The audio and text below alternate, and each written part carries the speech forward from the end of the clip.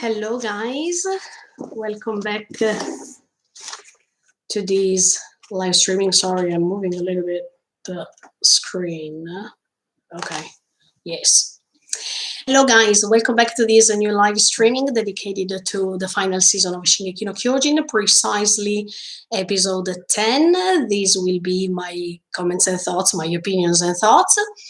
I thank you so much for the support. I thank you for keeping subscribing to the channel, of course. And look, I'm going to wait 30 seconds, as always, 30, 1 minute, whatever, because I will wait until you join and then we are going to start. Look at today. Whew, I have so many things to say. Definitely. Am I live? I think so. But anyway, let's wait a few minutes. 1 minute. One more minute. Look, this episode was really nice.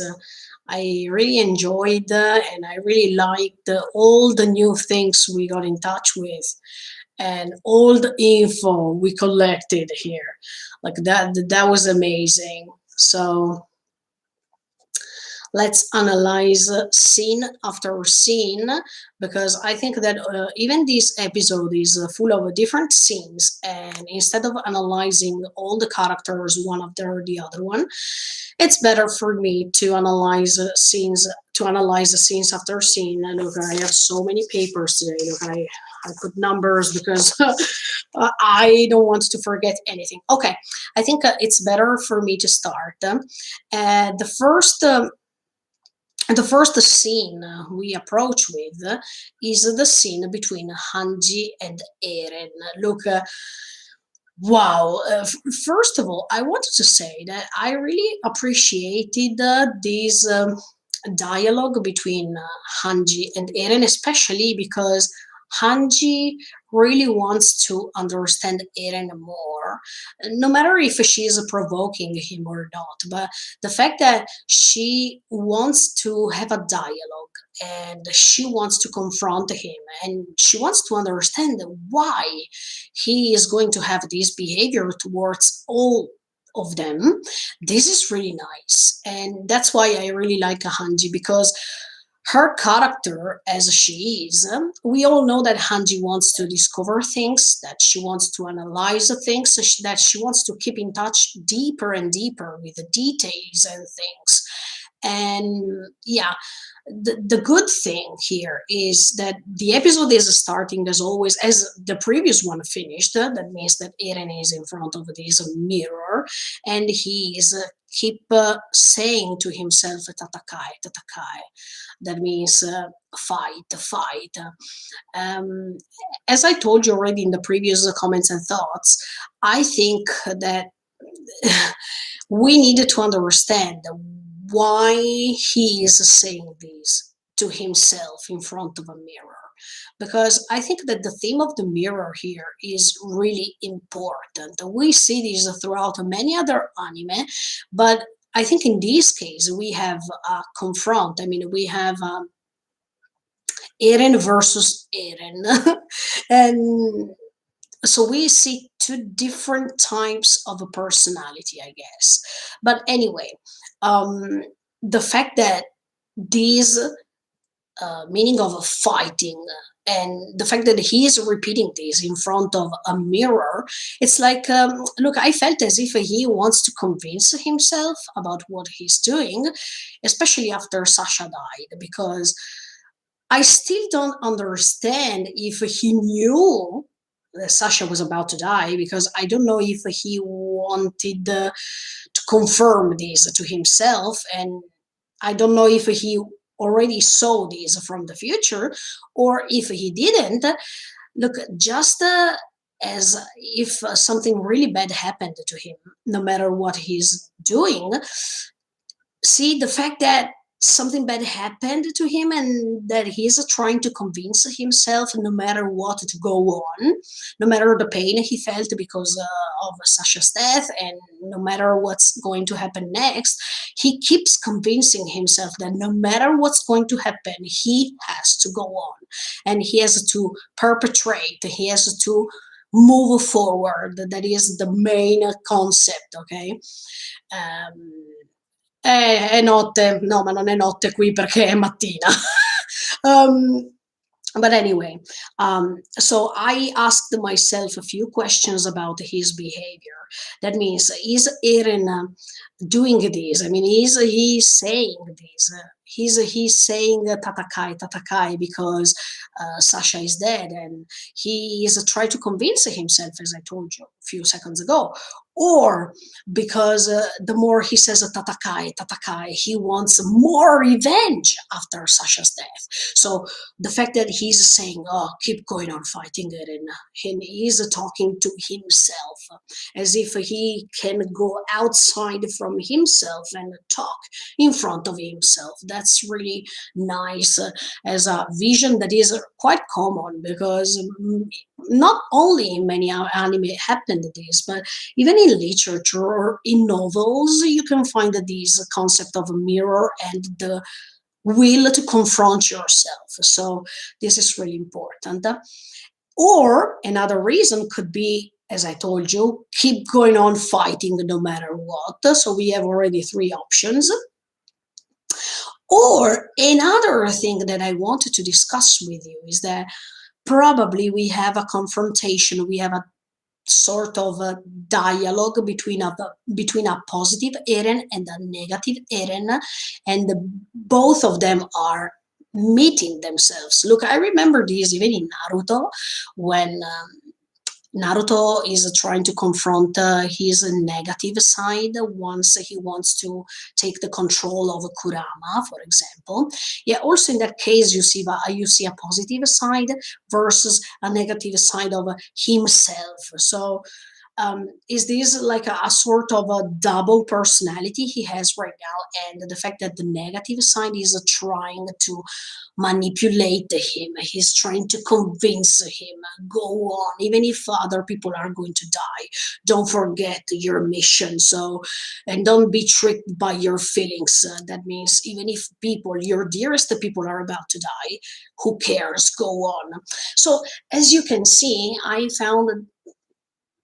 tried to find all these things, all these four options. Of course, all of them can be correct because it depends how we see this story. I mean, if we think that Eren is doing this because he really cares about other people, I mean, his dearest people, and he's doing this for his personal plan he has, of course we can understand that these tatakai that can be they can be these first two options I told you. That means that he's trying to convince himself to go on no matter the pain he feels, or he wants more revenge right now after Sasha's death. This could be possible, these two. If on the other side we think that Eren is doing this just because he's becoming selfish, or because he's putting himself on top instead of others, or because he wants to detach himself because he's blind or whatever whatsoever, in that case the other two options I gave you, that they can be correct. So it's up to you to understand or to feel whatever you want. Personally, if I have to say my opinions in this case, I can really feel the first two options are more interesting, and they can portray a different type of a character that usually is excusable. And I don't want to excuse Aaron's behavior, but I just want to interpret what he's doing. I just wanted to go beyond his behavior. So as I told you already in the previous opinions and thoughts, you can find it on the channel or on the play in the playlist dedicated to the final season. From my point of view, Erina is just trying to be hated by his comrades or by his friends or by his dearest people, because it's the only way to become a target for the enemy, the only target that has to be um, ended. I mean, that has to be killed. And by doing this, he's going to save his comrades or his friends. That's my opinion. That's what I felt from the interpretation I got from the previous episode. But here, in this episode, everything was clear to me. I mean, there was a clear explanation and a clear flashback we are going to analyze later. I think this was really amazing. But anyway, by going on with this dialogue with Hanji, Hanji is asking a really nice question. Look, if you see that I look down, it's just because I have notes and I don't want to forget anything. But anyway, Hanji is asking, if I'm not wrong, what are you fighting? I mean, this is great because she's even saying it seems that the more you repeat it two times tatakai tatakai, it means that you have two fights to fight instead of a one. And she wants to know more about this, and we also wanted to know more about this. So I think that here Isayama is giving Hanji the possibility to ask the same question we all want to ask to Eren. So I think this is awesome. The fact that there is a character that is uh, personifying all of us in one question, that was really amazing. Yeah, she's saying, look, it seems that you're fighting two times. I mean, you say tatakai, tatakai, that means this repetition. And the fact that this repetition is going to be repeated many times, it's emphasizing that you're fighting two times or that you're fighting two stuff instead of one. What are these two stuff? Look, I gave you some options before, and I also wanted to give you some options even now. These two tatakai, these two fights can be one fight, the fighting he has towards Marley and the rest of the world versus the fight against himself and his decisions. Because as I told you already, I don't think Eren's life is really easy. So we can't pretend to know what's good for him, or we can't pretend to know what's good to do in his position. So I think it's really difficult to go on as he's doing, and it will be really painful because as a burden that he has to carry, nothing is so obvious and nothing is so easy to handle. Another option can be against the world, that means the entire world and Marley that are about to attack versus his real feelings. Because, as I told you, when there was this episode of Sasha dying, we see him laughing, but at the same time, we see that when he's covered by his own hair and his face is covered, we see that he's feeling pain anyway. So I think that he has a fight even between himself and the bad things he did, and even his own feelings. So when he's in front of his own feelings, he can't deny these feelings, but he has to in front of others, because otherwise, if they think that he's taking care of them, they will never accept what Eren is doing. But if he is hated by them, the procedure, the plan he has is even easier. Do you understand what I mean? So I think this heavy burden he has, and that this reminds me once again, episode 59. Hi, Andrew. In this episode, we see that he said, I'm ready to sacrifice everything I have for the sake of others. So this is a heavy, heavy burden he has to carry till the end, and there is no other solution in his mind. Then, if other possibilities could be able to be handled, that's different. But he already decided what he wants to do, and I think by having that behavior, he doesn't want that other people say their own opinions. It's his own fight.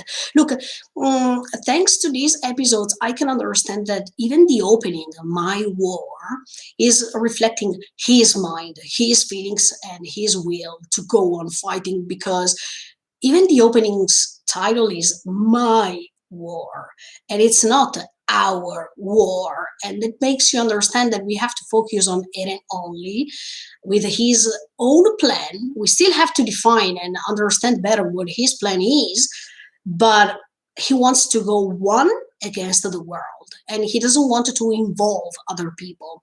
The reason why he was asking help Yeah, it could have been selfish from one side because other people suffered and other people died because of his decision.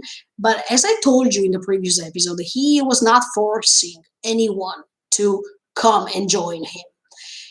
He asked for help and he received help. That means that even the others, they made that choice. So they should be responsible for that choice too.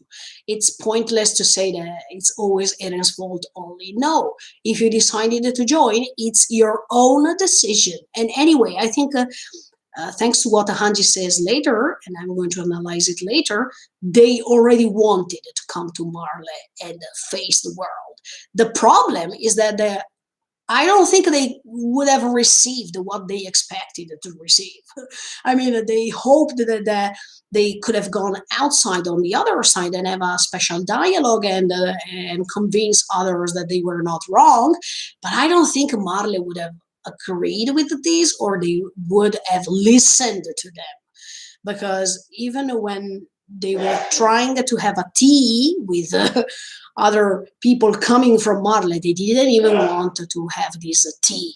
So it's really difficult, and it's really it's like an utopia, right? To think like this. But anyway, yeah, I like these two fights Eren has because we still have to understand what type of fights he has.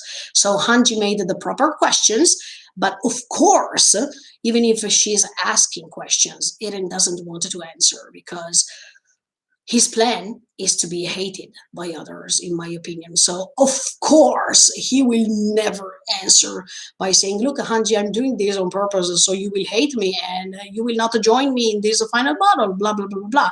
No, he will never answer because otherwise the plan is going to fail. He has to keep avoiding answering the questions and he prefers to have an angry attitude as we saw later. It's part of his plan. That's why even in the reaction video I said it's part of the plan when I was commenting Connie and the others. But anyway, yes, as I was telling you, the good thing is that Hanji wants to communicate with Eren. No matter if she understands that something is wrong or that there is something she can't understand, she always asks herself questions, and this is really nice. I really like Hanji for this reason, so I keep supporting her till the end, definitely. Um,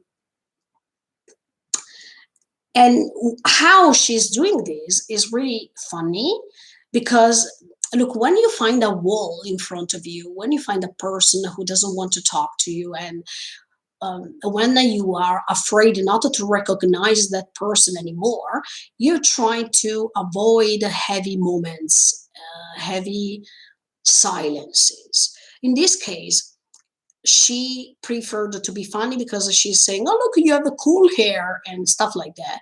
Or she's saying, "Oh, look, when you put your hair like that, it means that you're fighting against something or that you're a gambaru, that you are uh, pushing yourself to go on."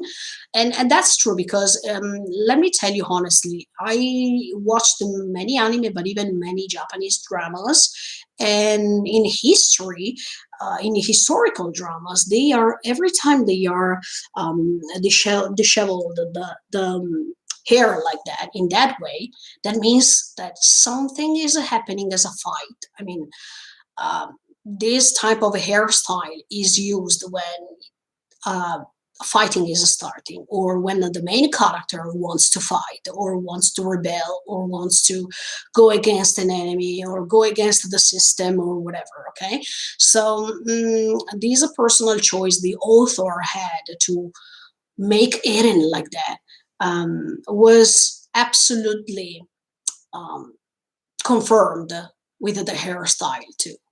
And yeah, I definitely think that even a samurai or many other type of historical dramas or historical maybe anime, you can find that this is a sort of a hairstyle Eren is trying to make.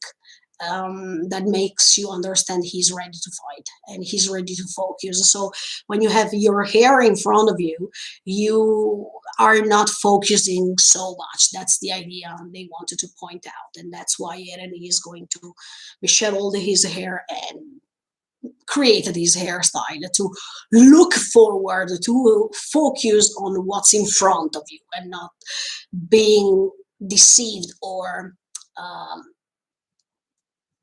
how can I say, tricked by something that is covering your eyes. Maybe because when Sasha died and he had the hair in front of himself, he could reveal his feelings. But once the hair is away from his face, he can focus more and he can understand that he can't be tricked by his own feelings. Let's say that's how I interpreted that gestures and the way he wants to remove his hair in front of him. Okay, but anyway, um, by answering in the wrong way, I think he wants to reject Hanji, but not because he doesn't like a Hanji, but as I told you, um, he has to go on with something, with a path he has already decided, and for the sake of others it's better not to interrupt this decision right now. I think um, Eren's decision is really hard to understand, and but somehow I can understand it. um, Even if I probably wouldn't behave like he's doing, but I think I can understand him. I can feel empathy with him. I don't want to blame him. I prefer to understand him and to understand that he will suffer a lot. And he decided by himself to suffer a lot. For what? Not for himself or for his selfishness or for the search of a power, but he's just using the power he has to save others, to save his dearest people. So I think his goal and his purpose is a good one, even if the methods and the ways chosen are wrong sometimes. But what he's doing, he's full of hearts, and he is not losing his emotions and his feelings. He's collecting them, and when you collect the feelings, there are moments in which you reach the top and you're about to explode. I think probably in the future we explode somehow, but till now he can handle it. Even if he is about to lose control sometimes, but he can still handle it. But anyway, okay, let's go on. Um, Hanji, on the other side, she wants to talk, but I don't think it's effective because, as I told you, he will not listen. Even if Hanji or Armin are saying the proper things, and even if both of them, or even Mikasa too, they are saying great stuff and they love Eren and he knows it very well, on the other side, it will not be effective because otherwise the plan is going to fail. So it's impossible for him to fail a plan, right? Because he is the Shingeki no Kyojin. So of course, his plan right now is more important not because he wants to gain power or money or other stuff, but because he wants to save others. So that's why his plan is more important than them now. So, and then later, even Armin wants to talk to him, but it's pointless. He will never agree, in my opinion, anything Armin is going to say. No matter if Armin has good qualities to talk and great abilities to create a dialogue, I think he will find a wall in front of him. So I don't think it will be a nice dialogue. I don't know. I have a bad feeling. I think as he behaved wrongly with Hanji, I think he will behave in the wrong way, even with the Mikasa and Armin when they will try to talk to him, because that's part of his plan. So I think maybe he's going to say something rude or something that other people don't want to listen or they don't want to accept because, as he's doing with Hanji, he wants to be rude. It's not that he is rude, he's pretending to be rude for a more important reason. And maybe at the end, if Mikasa and Armin are going to survive, because that's the plan. Do you remember? Even Kruger said, if you wanted to save Mikasa, Armin, and all the others, blah, blah, blah. I think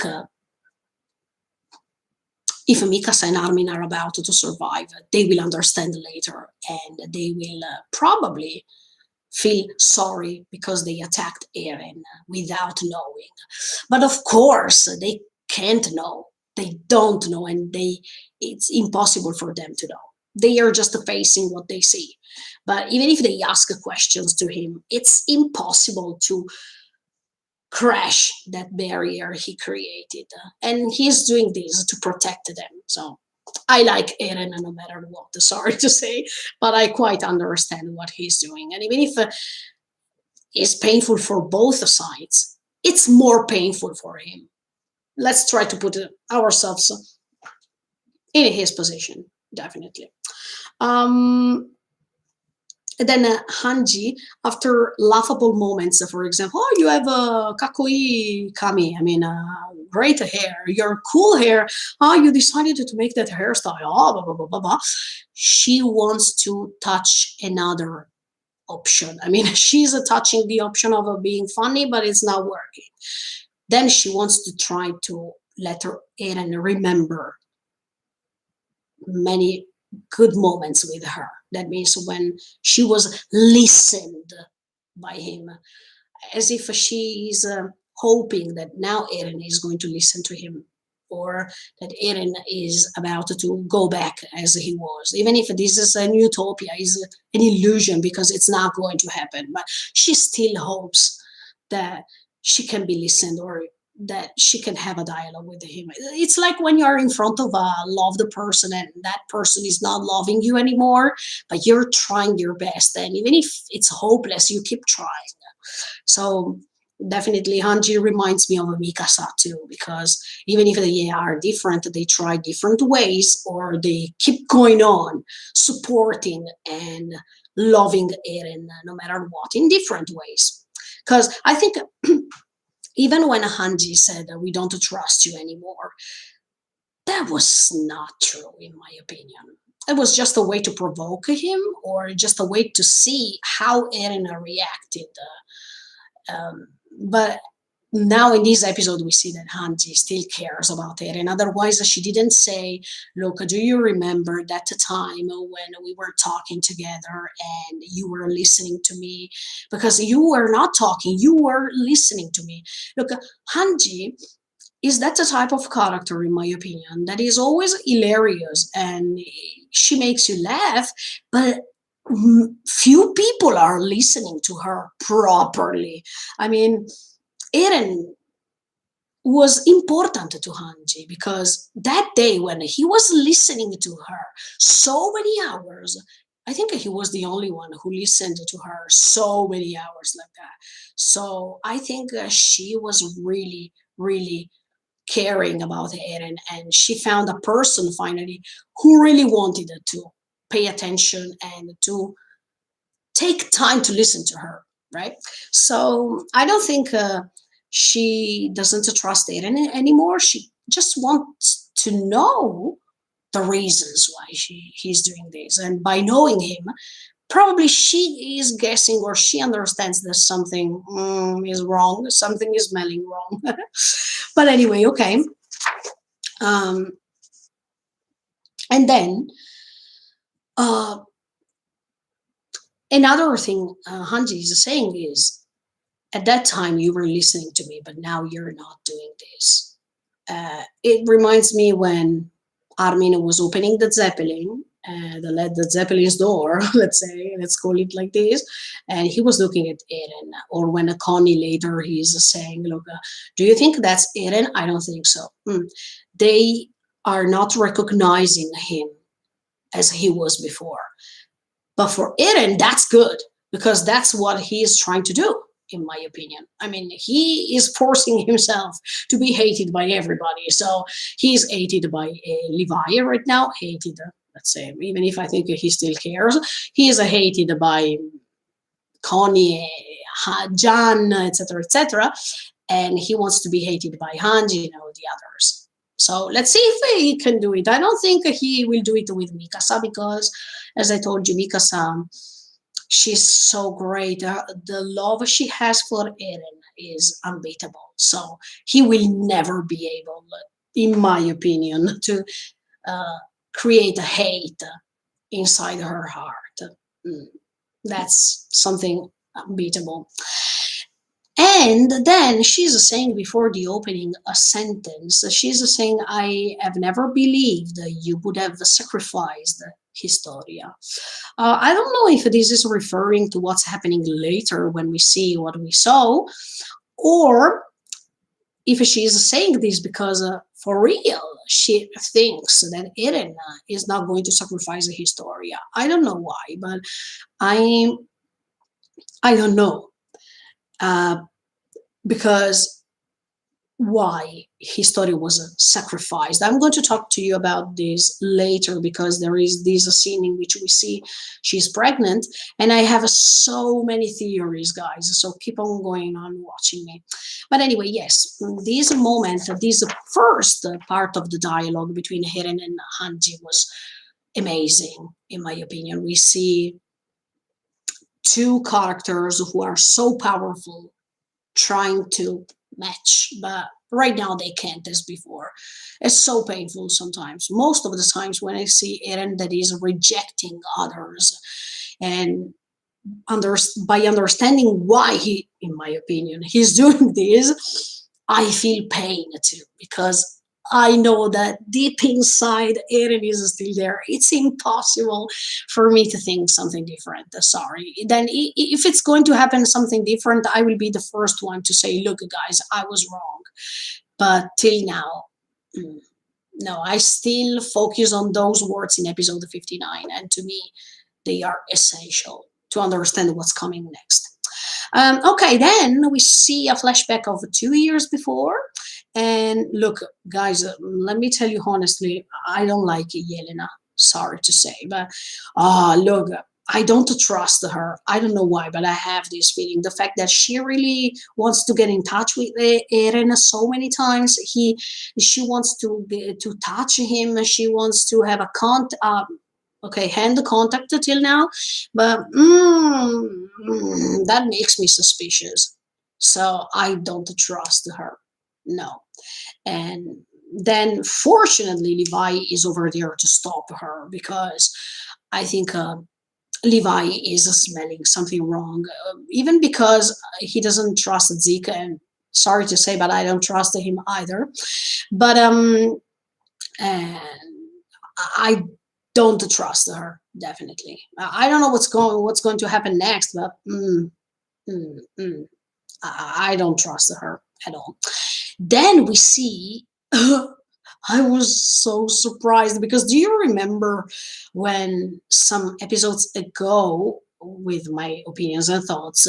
For those who don't know, I make opinions and thoughts on Tuesday. So go and check out all of my opinions and thoughts before judging me or before saying, oh, you read the manga. No, I'm just guessing. But anyway, I told you some opinions and thoughts of the previous episodes that I was hoping to see the moment in which Kiyomi was meeting Mikasa because that was so amazing to watch, and I wanted to see the reactions and whatsoever.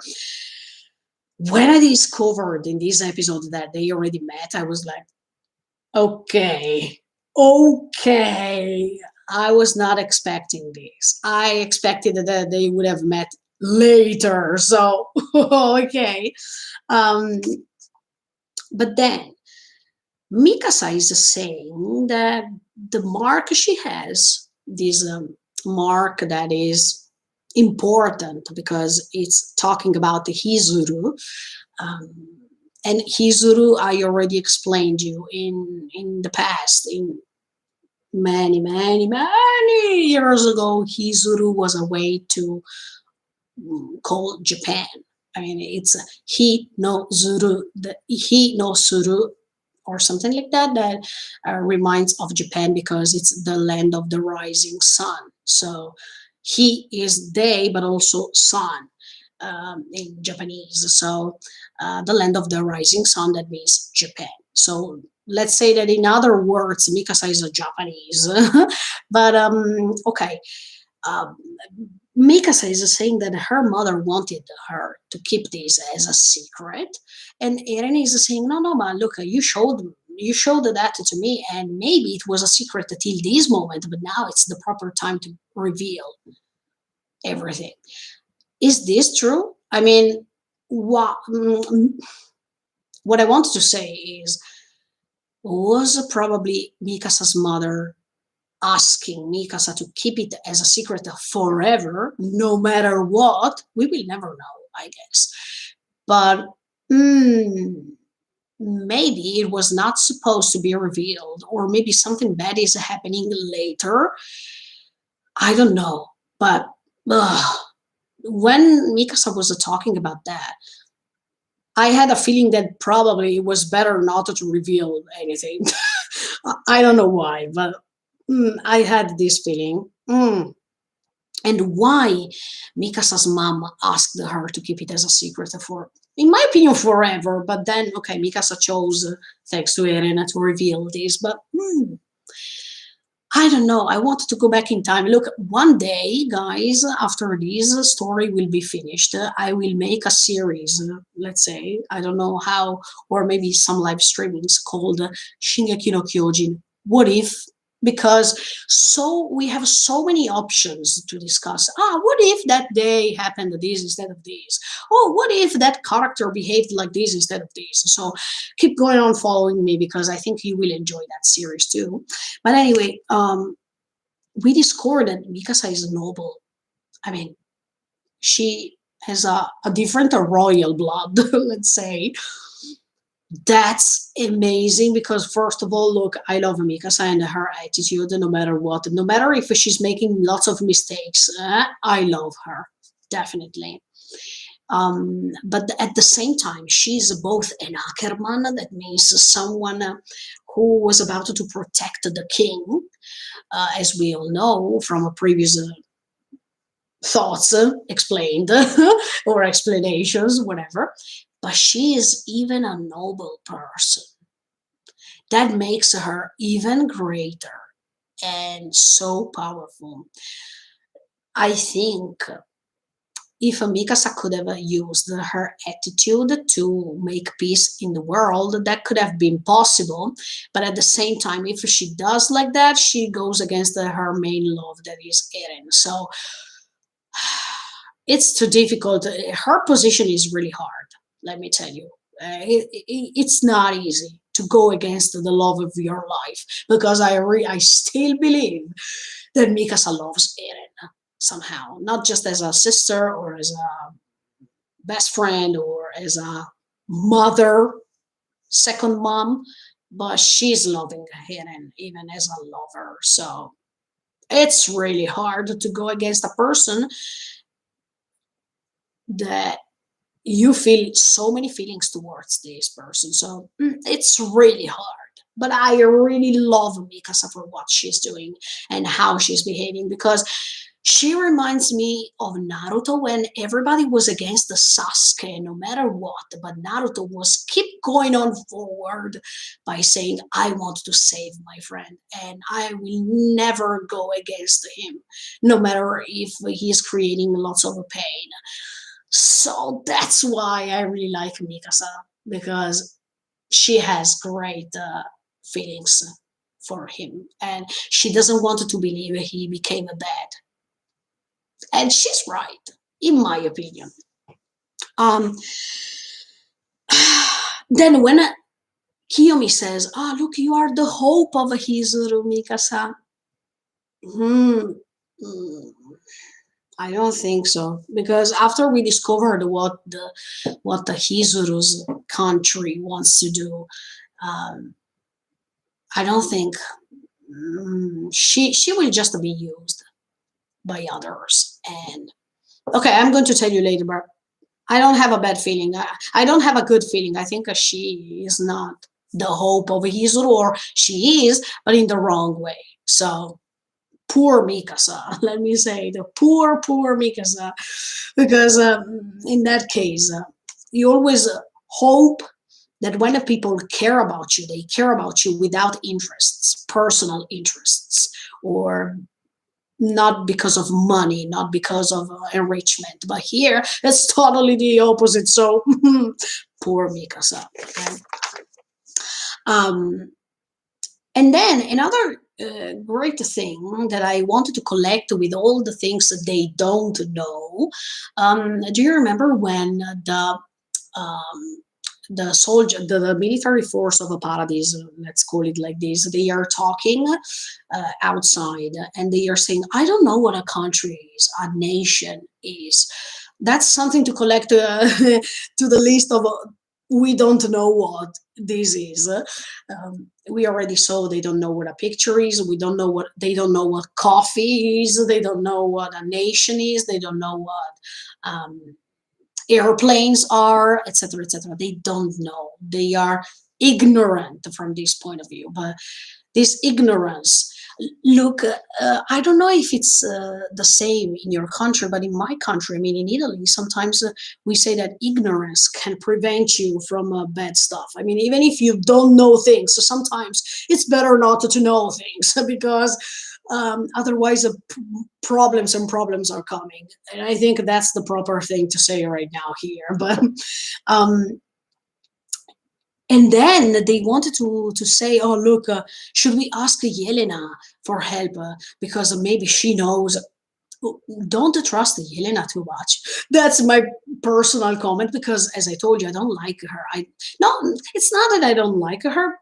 Yeah, for some reason I don't like her. I don't like her because she's emphasizing too much this Zika as the god or something. I don't like when people idolize other people like that.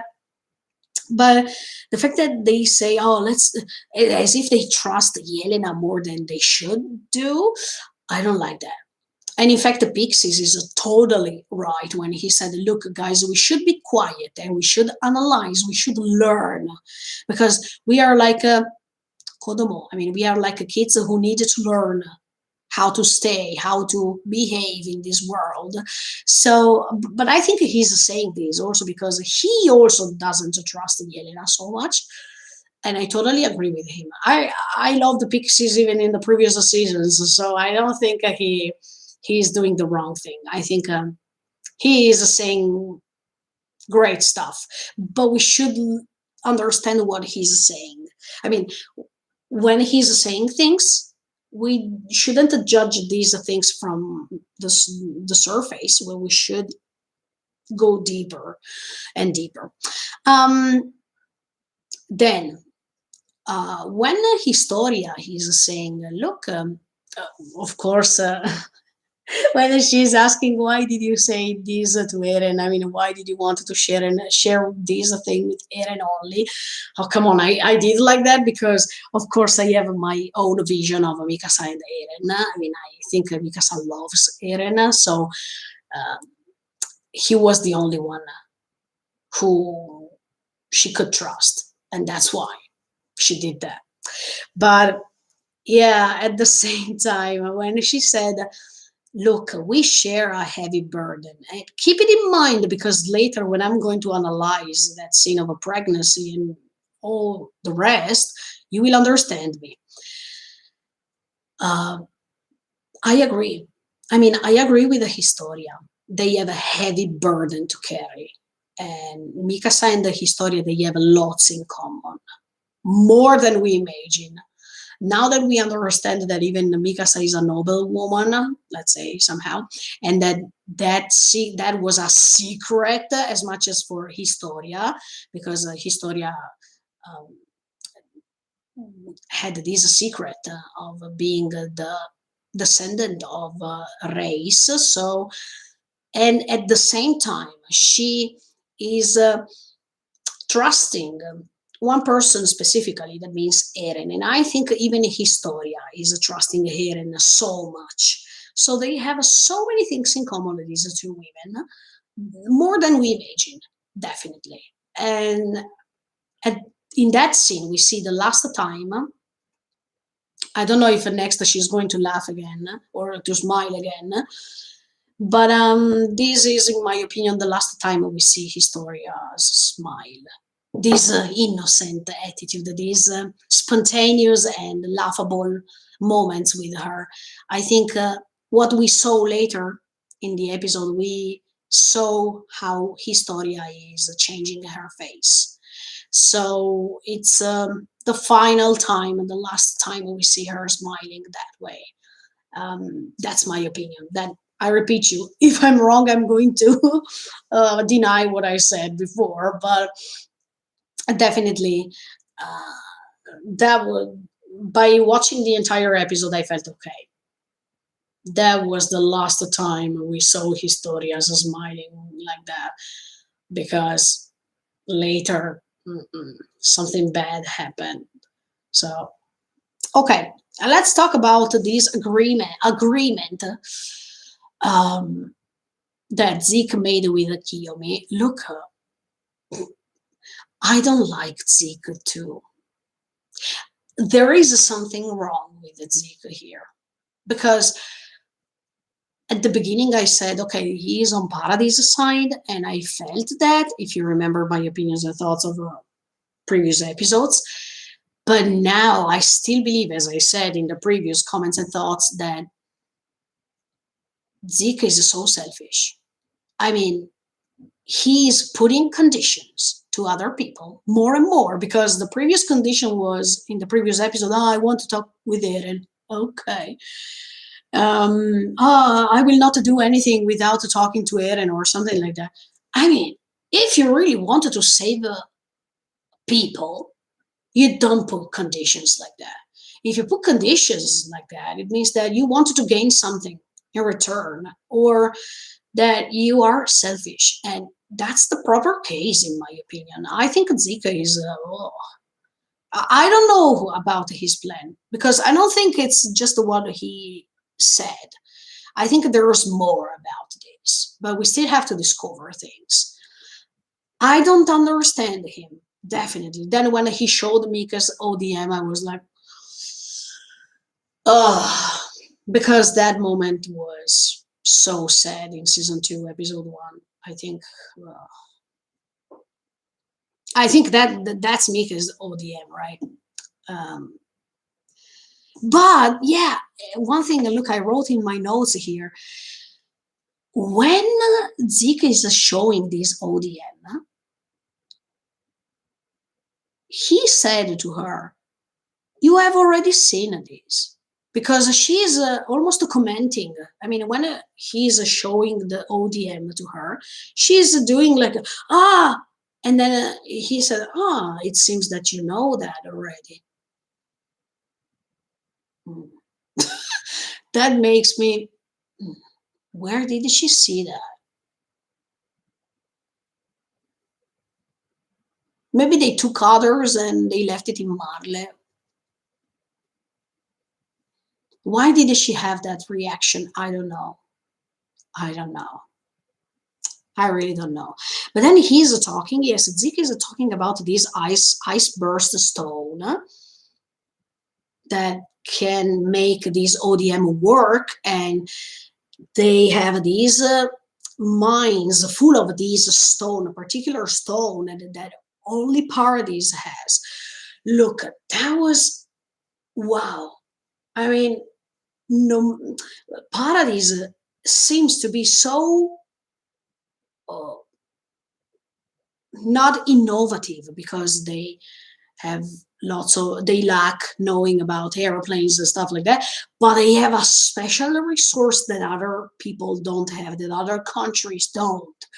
So that makes Paradise even greater because no matter what other people have or what other people build, this special resource is so important and can be the greatness of a Paradise somehow if of course, if there was not Eren's plan to start with this rumbling and stuff like that. But this could be a chance to become great in front of the world and to solve things.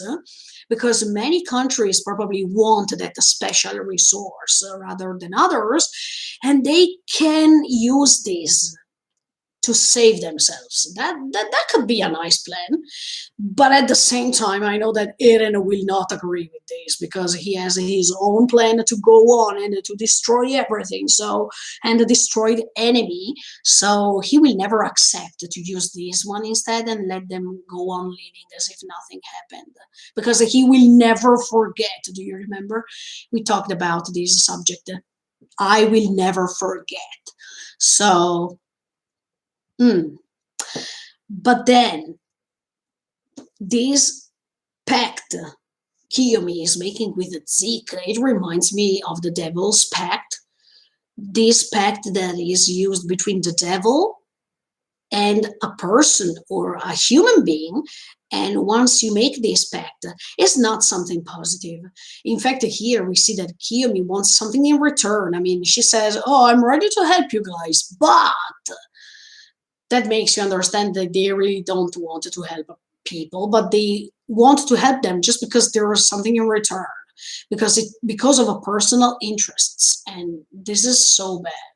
I don't like that. Both Zeke and Kiyomi are. I don't know what Zeke is going to plan. I don't want to know, but till now, even Kiyomi. mm, No, I don't like her for this reason. She wants this stone for Hizuru, and only if they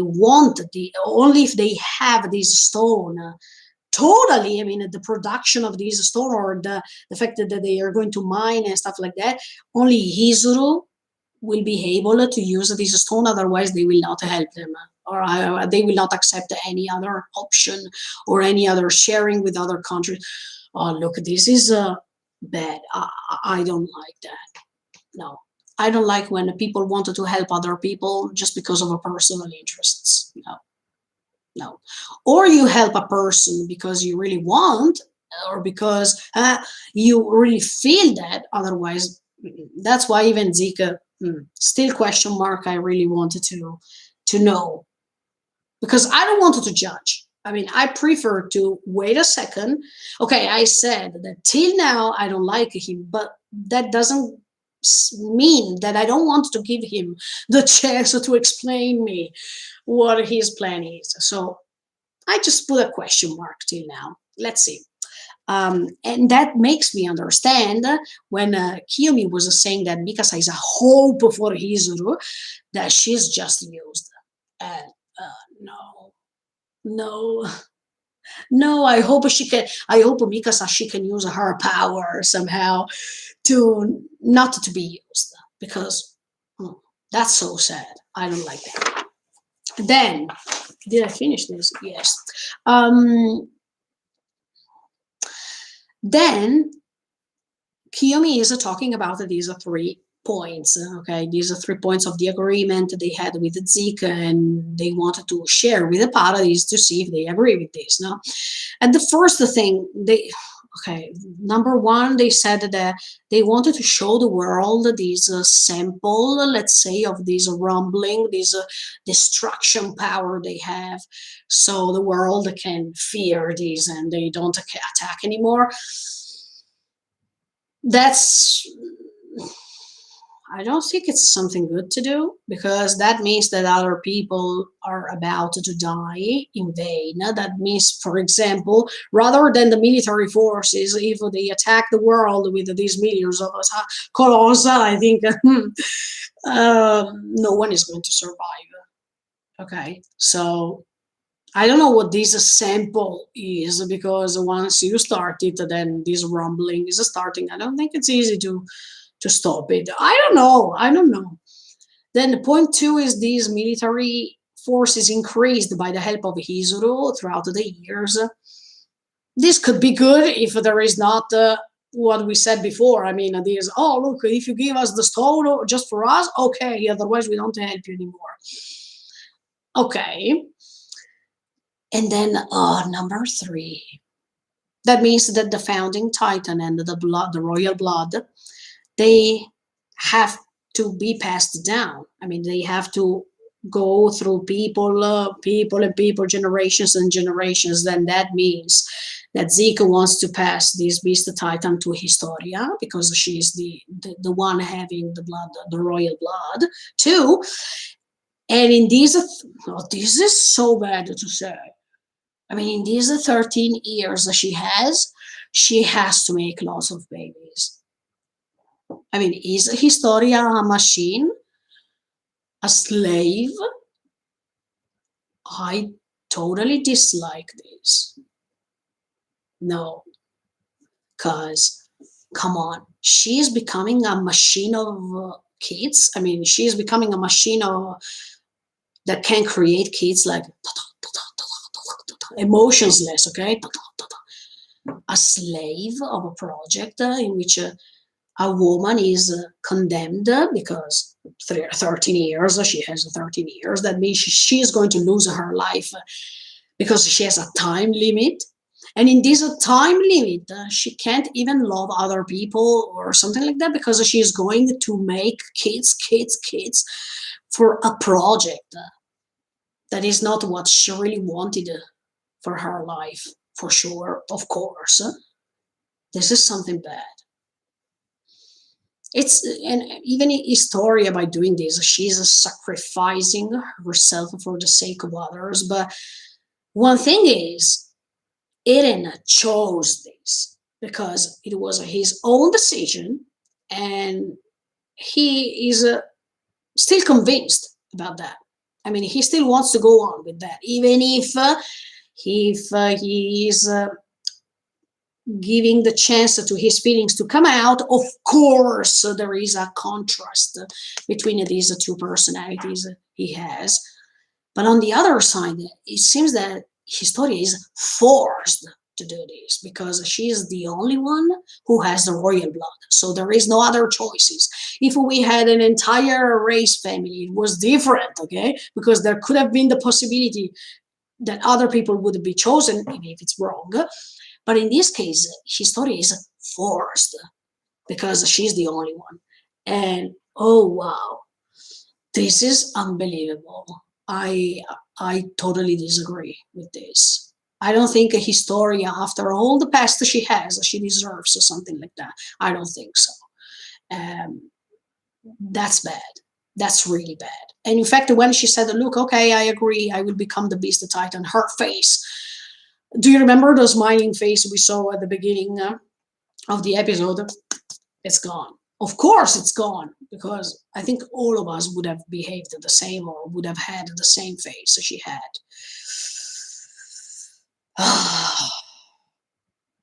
No way. But somehow,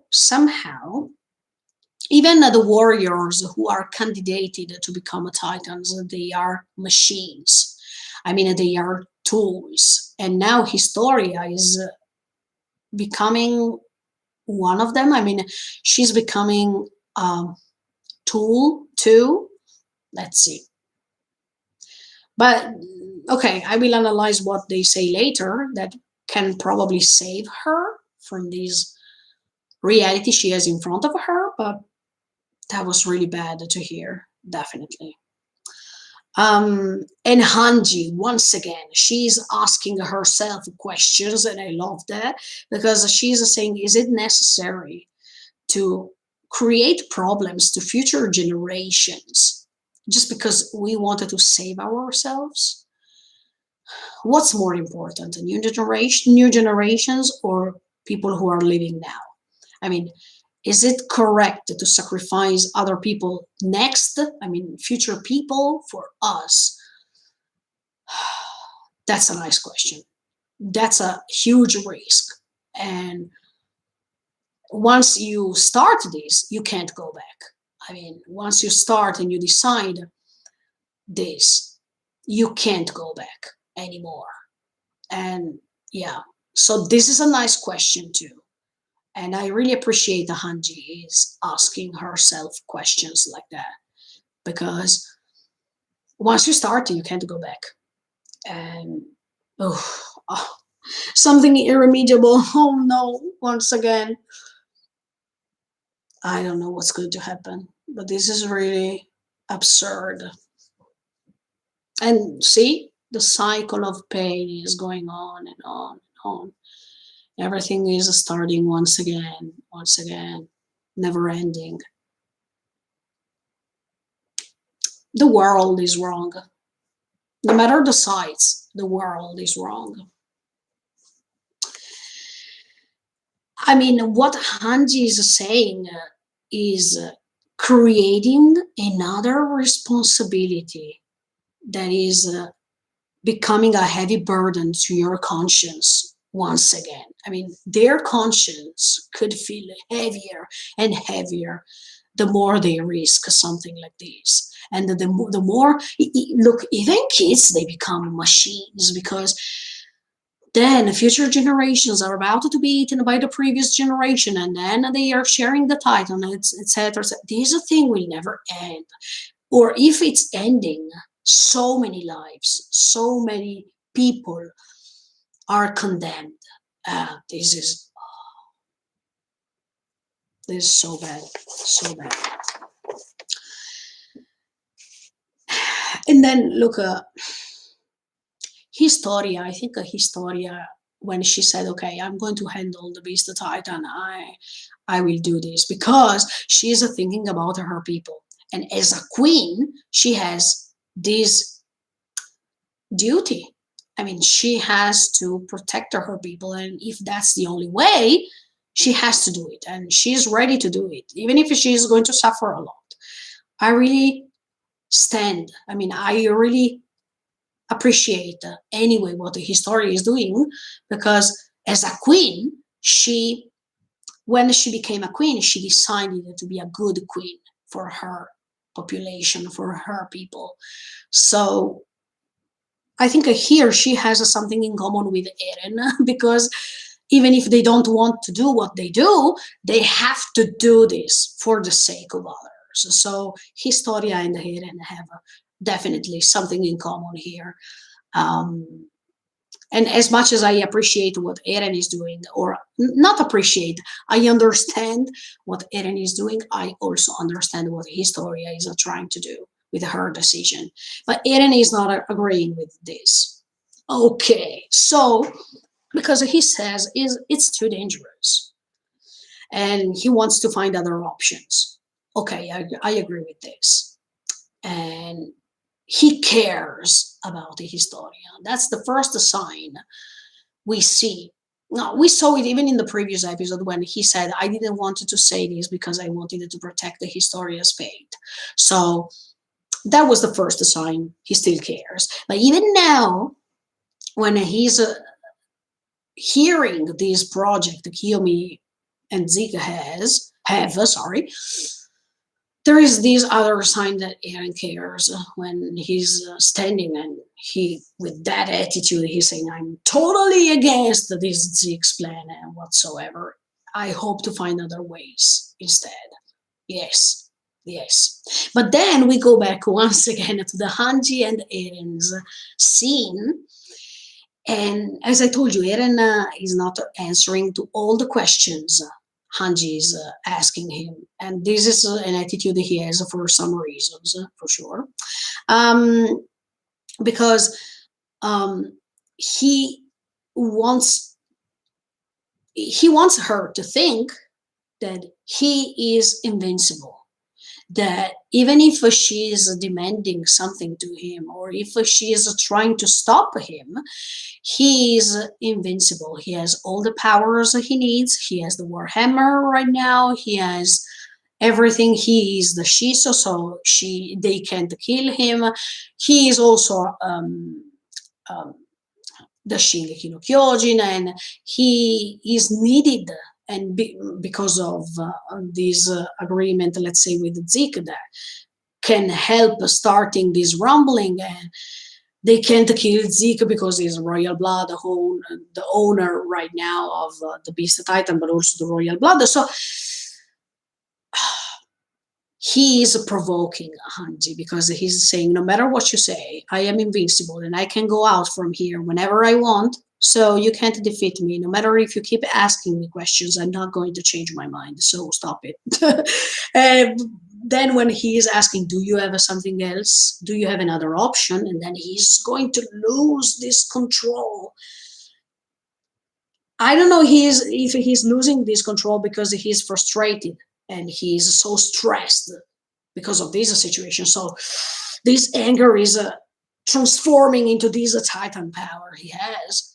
Or if he wanted almost to transform to show Hanji that she can't do anything anymore because she can't beat him. Okay. I don't know. I have these two options. I still have to think about that. Maybe during the rewatch, I'm going to confirm you or I'm going to tell you what's my final opinion on this. But hmm, I think I don't know. Maybe he wanted to intimidate her. I mean, he wanted to let her feel afraid so she could stop asking questions. Because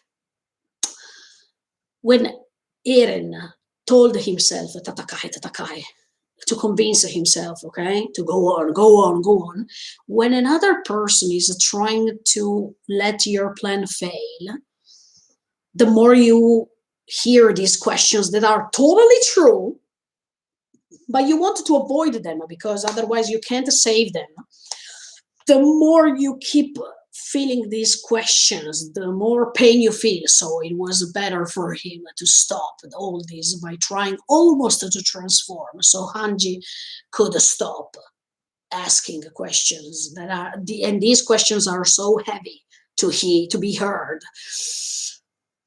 I felt like that. And another thing I wanted to tell you is that if Eren really wanted to escape from that cell, he could have done it, but he's still over there. So that was just him provoking Hanji. That's what I feel. Because look, he could have done it, no problem, but he's still over there. So even if he's saying this and even if he's threatening her, the result is that he's still over there and he wants to stay there. So I don't know what he wants to do next. Because look, he talked to Zeke, right? He already talked to Zeke in the present time. What did they say? I hope they are going to show us this dialogue too, because I wanted to know what this plan is about, what Zeke told him, and what compromises are involved, and what Eren told him. This is so interesting because I wanted to see this dialogue as much as I wanted to see Mikasa and Kiyomi's dialogue. Right now, I wanted to see Zeke and Eren's dialogue because thanks to that, we can understand many things, I guess. No matter if they say some things or others, the attitude, the tone of the voice, the intonation, the face, the eyes, oh, they can speak for the rest. So I want to know. Um, okay, I finished these two. Then, oh, finally, Luca. Now there will be a long discussion, I mean, a long analysis, so be prepared. There is this scene in which we see Historia be pregnant. First of all, I wanted to thank Mappa because they always pay attention on eyes. And this is really important, in my opinion, because the eyes can let you understand the personality, but even the feelings of the character. And as much as we see the determination in Eren's eyes, no matter if he's suffering, that's the perfect translation of Eren's eyes, in my opinion. On the other hand, we see the same type of eyes in Historia. They are the same, in my opinion. They are forced to do something for the sake of others, and that means they are going to feel pain and to feel probably regrets in the future. Absolutely, because I think Eren will always regret Sasha dying, for sure. As much as he felt regrets for all the others dying, even for Erwin. So I think Historia could feel regrets in the future too. But then, look, guys, the eyes compared to the eyes at the beginning of this episode when she was talking to Mikasa, they are totally different. They are as if the lights are out and her soul is blurred, or as if her vision of life is totally changed, and she has sad eyes, typical eyes of people who are emotionless. Okay, as much as Eren, because yes, even Eren has that type of eyes. But at the same time, she wants to go on with this project because I don't know. No, wait, I'm saying something wrong. No, because later in the scene when the garrisons are talking, they are saying that while she's pregnant, she can't be transformed into Titan. Blah blah blah. No, okay, erase that. Erase what I said right now. But definitely, she is sad and emotionless. Another thing. Now she's pregnant. We still don't know who the father is, but I'm going to tell you my ideas, of course. I mean, they say that the father is that farmer, but okay. No, in my opinion, no. Uh, but she's pregnant anyway. And that baby, no matter if it's the baby of the farmer, or no matter if it's the baby of Eren, because that's what I believe. I mean, I think Eren is the father somehow. No matter these two options, she is having a baby without love. And this, for Historia, is a total failure. Because Historia, as we all know from the previous seasons, she cares and she hopes to be loved. Also because of her past. If you remember, she was not loved by her mother. She was rejected by her father. She was even somehow rejected by her sister Frida because every time she was erasing her memories, so she couldn't remember. So her life, her previous life, or her past life, when she was a child, was something unbelievable. Okay, she was not loved. So now she's having a baby who will not be loved by his father, because even if it's the farmer, even if it's Eren, it's something that is forced. It's not something that is wanted because there is love involved. So maybe she's sad because she's thinking, oh, look, even my child is going to experience what I experienced in the past. Because probably once she or he will be born, probably I will not love her or him as if when I had a baby because I wanted, because I was in love with a man, or because I desired to be pregnant, desired to have a kid. So maybe she's sad because of this. Maybe because she's sad because this kid was not wanted, was not searched, but it was just an imposition. In any case, no matter if the father is Eren, no matter if the father is the farmer, it was something that had to be done. Okay, so it's something forced. It's not something mm, portrayed as love. Okay, it's something forced. Or she can be sad because the child is going to experience the same things she experienced, because maybe he or she, this newborn, will be rejected by his father or her father in the future. We will not know until he or she will be born, or until we understand who's the father. But in any case, I don't think if Eren is the father, he's not doing this for love. He's doing it because it's necessary. I just remark this word, as always. Necessary is not something that you want to do. It's something that has to be done. That are two different things. And if the man is, if the father is the farmer, she doesn't love him. So, in any case, okay, this newborn will have lots of problems because he will demand love. He will want love. He or she will want love, but he or she will not have love in return. Because when you force yourself to have a baby not because of love, the risk is that when he or she will be born, you will not want to recognize him as your child, or you want to abandon him, or you don't want to see his or her face, or many other problems coming in the future. So Historia is sad and he's feeling painful also for these reasons, in my opinion.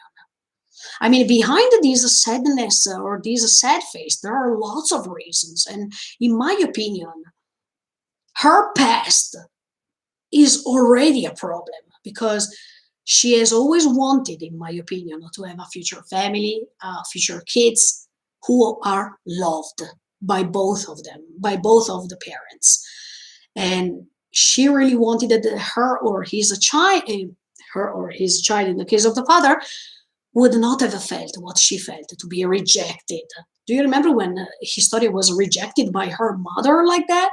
Or she was not recognized by her father in that way, and later her father came back just to use her? The story is repeating, but now she is the protagonist because that baby will be used to become a titan in the future. So she's doing what she demanded not to do in the future for her future life. So she's feeling guilty because she's doing exactly what other people did to her in the past. And this burden is unbelievable to handle, guys, because it's like as if you are incoherent with your policies, with your thoughts, with your beliefs. And even if you have to do it, you are forced to do it.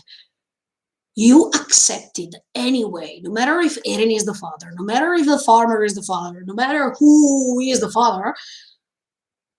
This is just a condition for a plan, and this is not love. So this kid is becoming so hard to live for her because she's contradicting herself by doing this. Do you understand what I mean till now? Okay. Then I have another option. This just in the case if Eren is the father, okay? And that's what I believe, to tell you honestly. But let me analyze it later why I don't think the farmer can be the father. Anyway, if Eren is the father, and he's the father, in my opinion, but let's say if, okay? Maybe she's sad also because of Mikasa. I mean, this is a strange option, okay? But put it into consideration. Do you remember in we saw that Historia understands that Mikasa shared a secret with Eren only. That means she understood, Historia understood for sure that Mikasa loved Eren somehow because, I mean, you share your secrets with your dearest love, I guess, okay? So her question to Mikasa was an indirect question because she already knew the answer, a rhetorical question, okay? So now, if Eren is the father, she feels guilty to Mikasa too, because it's like as if she betrayed Mikasa. I don't know if you understand what I mean, but that's what I feel. By having a child from Eren, who is loved by Mikasa, that's hard to handle too. That's a heavy burden to handle. And after she said, "Look, Mikasa, you are the only person who I can trust." I think right now, Mikasa, if Eren is the father, do you understand Mikasa's position? If what I say is correct, she feels so bad. I mean, yes, Historia. I am the only person who you can trust. But can I trust you? Okay. Then let's talk about Ymir. I mean, Yumiru. I don't think she will be proud of Historia, of what she's doing, because Historia told Yumiru, that she has to be free and live her life for herself as much as she wants. And Ymir Yumiru said to her, "You have to live a life you should be proud of." She's not proud of. So she's sad because Historia is contradicting herself with what she's doing, and because she knows that Ymir, whatever, she would not be proud of her. That means another heavy burden, even if Yumiru is not alive anymore, but she's living through through the memories of a Galliard somehow. So let's see if Historia is meeting a Galliard. If Galliard can feel Ymir or Yumiru's memories, that could be nice too. But also because Yumiru, in the last letter, she said, "I would like to marry you." So probably even Historia wanted to marry her somehow. And that means to betray even that kind of love. I don't know, but look, there are so many reasons why right now Historia feels pain, in my opinion. And look, yeah, and then talking about Mikasa in the Historia, they have this in common. Because Mikasa is used by Izuru, and she's used by men who wanted to have lots of kids with her before the project. I mean, they are both machines to be used whenever other people want, as much as slaves. But yeah, do you understand what I mean when the Historia has lots of a burden to carry?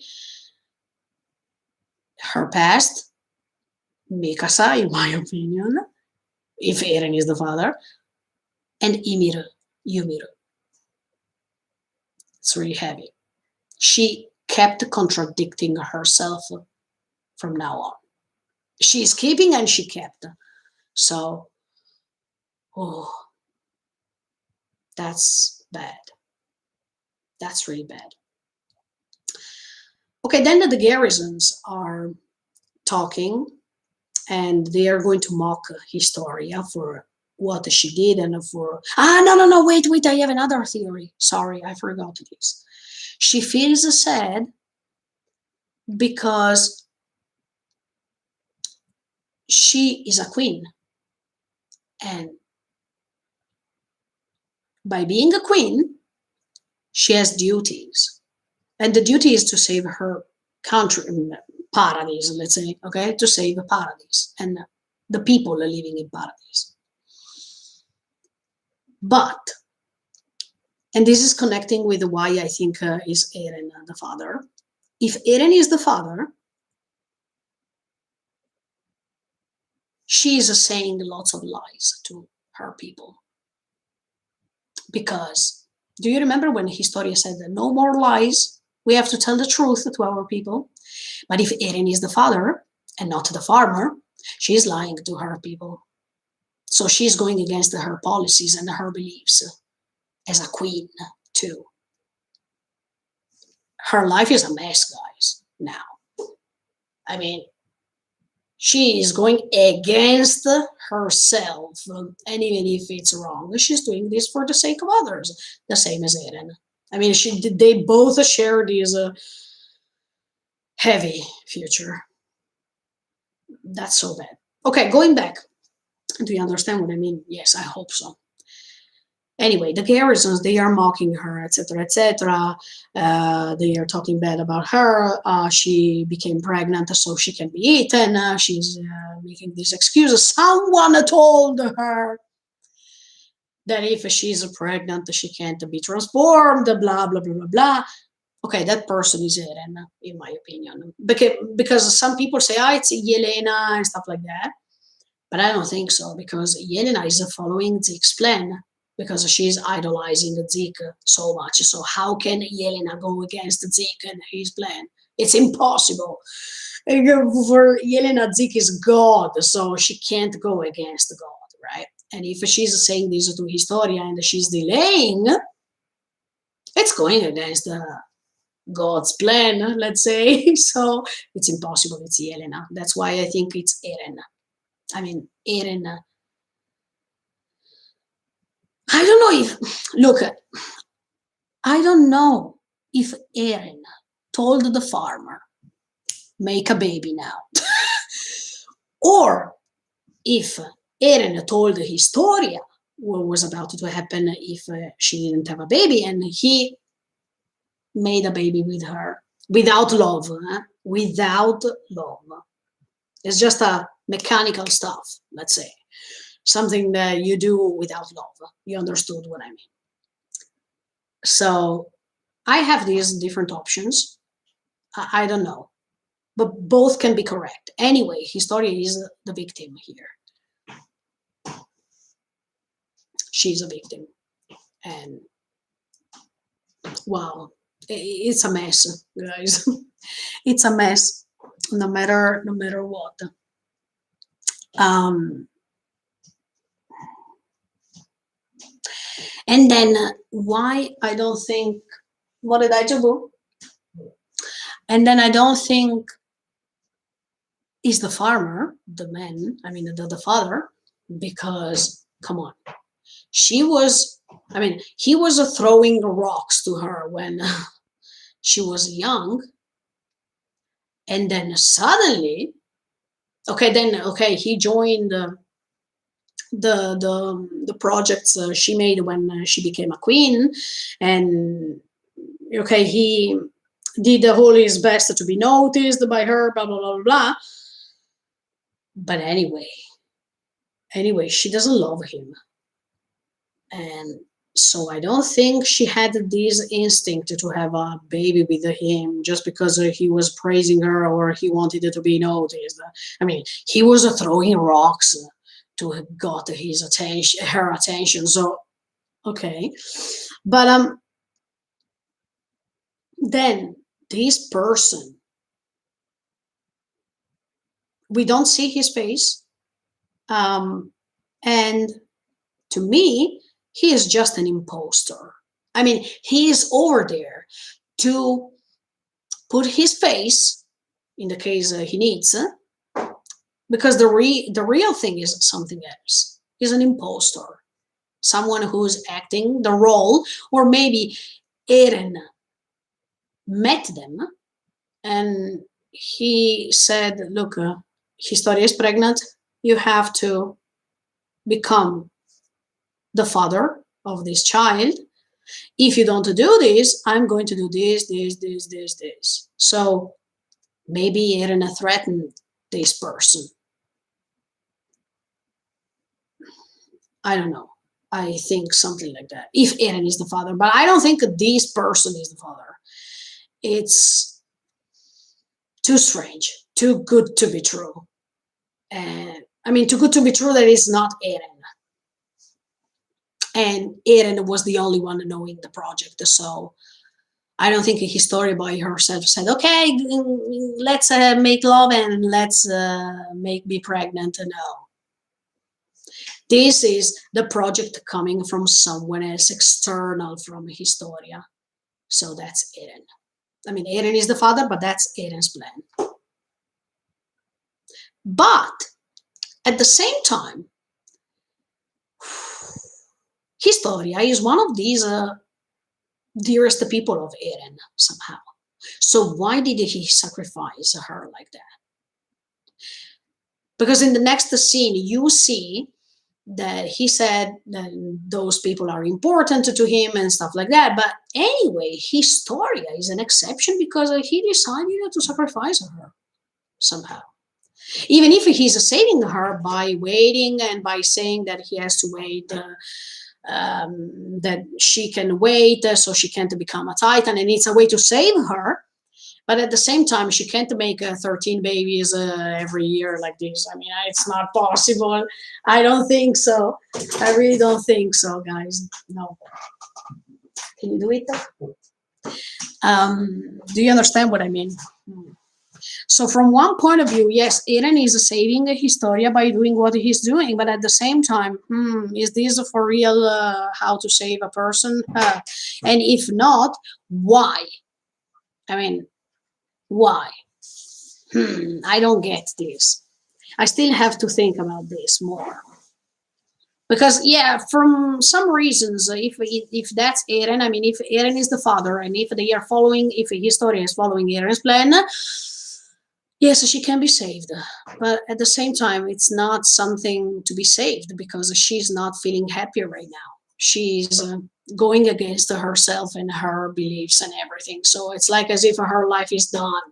Even before becoming a titan and even before having 13 years, her life is done. From her concepts, for her ideals, her life is done. And that's why her eyes are reflecting exactly what she feels. She's not happy at all. How can she be? Impossible. Even if, look, let's pretend she's following Eren's plan. Look, try to imagine Historia. She's meeting Eren, and Eren is saying, look, I will make a baby with you, and you will not become a titan. So that means I'm going to save you. Look, just by saying, look, I will make a baby with you, you will carry the baby, blah, blah, blah. I mean, just to be treated as a machine, okay, that in that case, because Eren wants to save her, but that's always a machine. Because you create a baby without love, and you don't care about the Historia too. So, come on, Historia is a woman. So she has a concept of love, a concept of feelings that is different from a man. Women can have feelings that sometimes they are not matching with men's feelings. This is psychology. This is something obvious. But here, come on. Ugh. But I don't know what Eren did. Okay, I'm still doubting, guys. Did he go to Historia and say, look, I will be the father of your child? In the meantime, you're pregnant, so you can't become a titan. Or he went to the farmer and he said, the farmer, you have to make a baby with her so she can be saved, blah, blah, blah. Or he went to the farmer after he made the baby with the Historia and he said, look, I am the father of this child, but you should become the father of this child. And if you don't want, I will threaten you by doing this, this, this. So it's better if you accept, or I'm going to kill you. Something, okay? Let's see which option is this, but I still believe Eren is the father.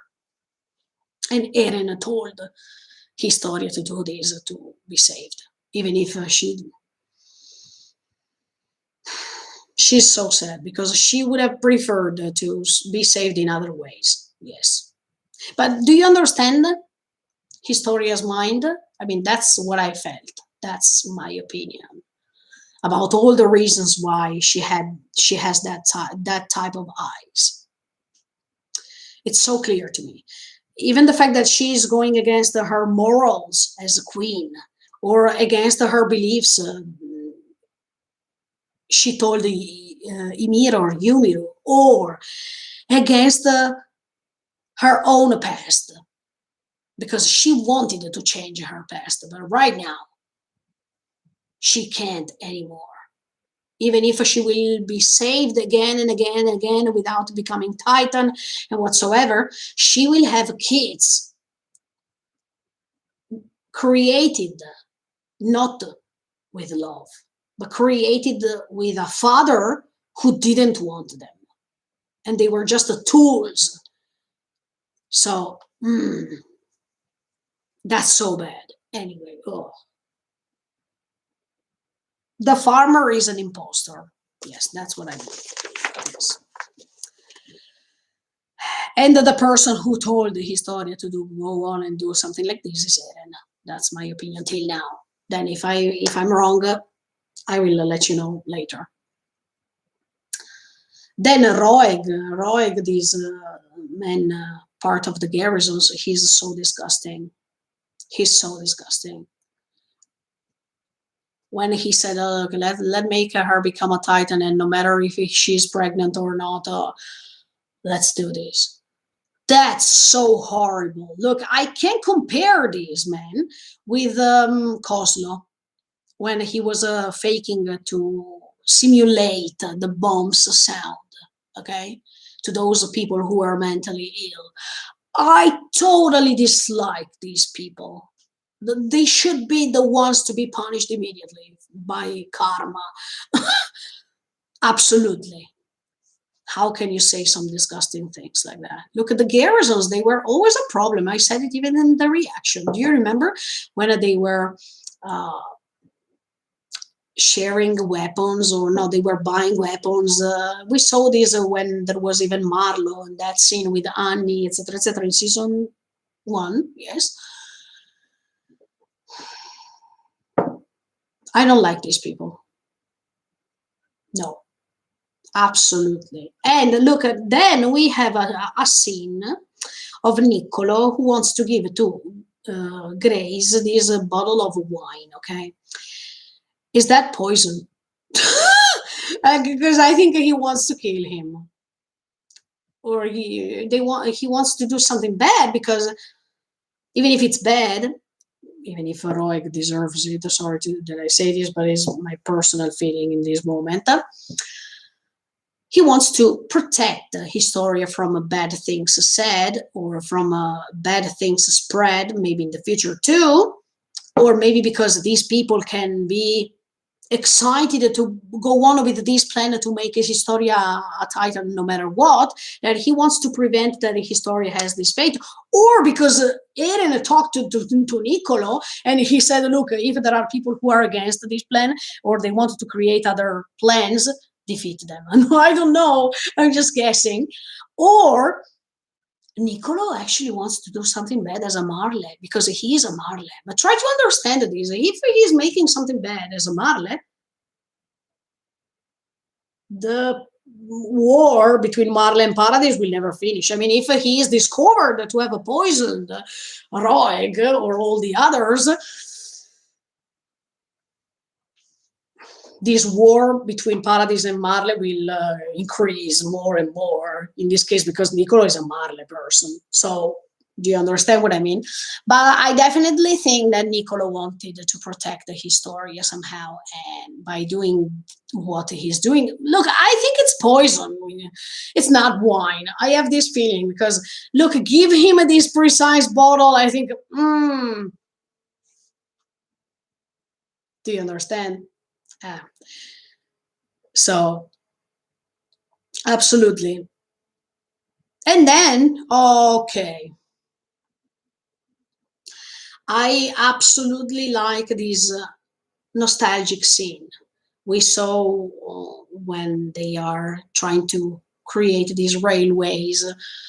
Um, that was so beautiful. Let me tell you honestly, it was really nostalgic because that reminded me all the good moments they had in season one, or the good moments they had even in season two when they followed the instructions of Levi, and there was that scene and it was amazing. Or even, I mean, all the beautiful scenes these 104 group, team, but even best friends, family had together.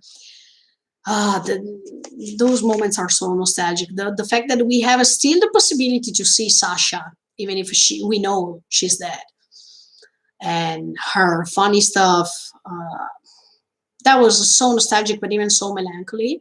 I'm I really liked that moment. Yes, um, it seems to go back in time.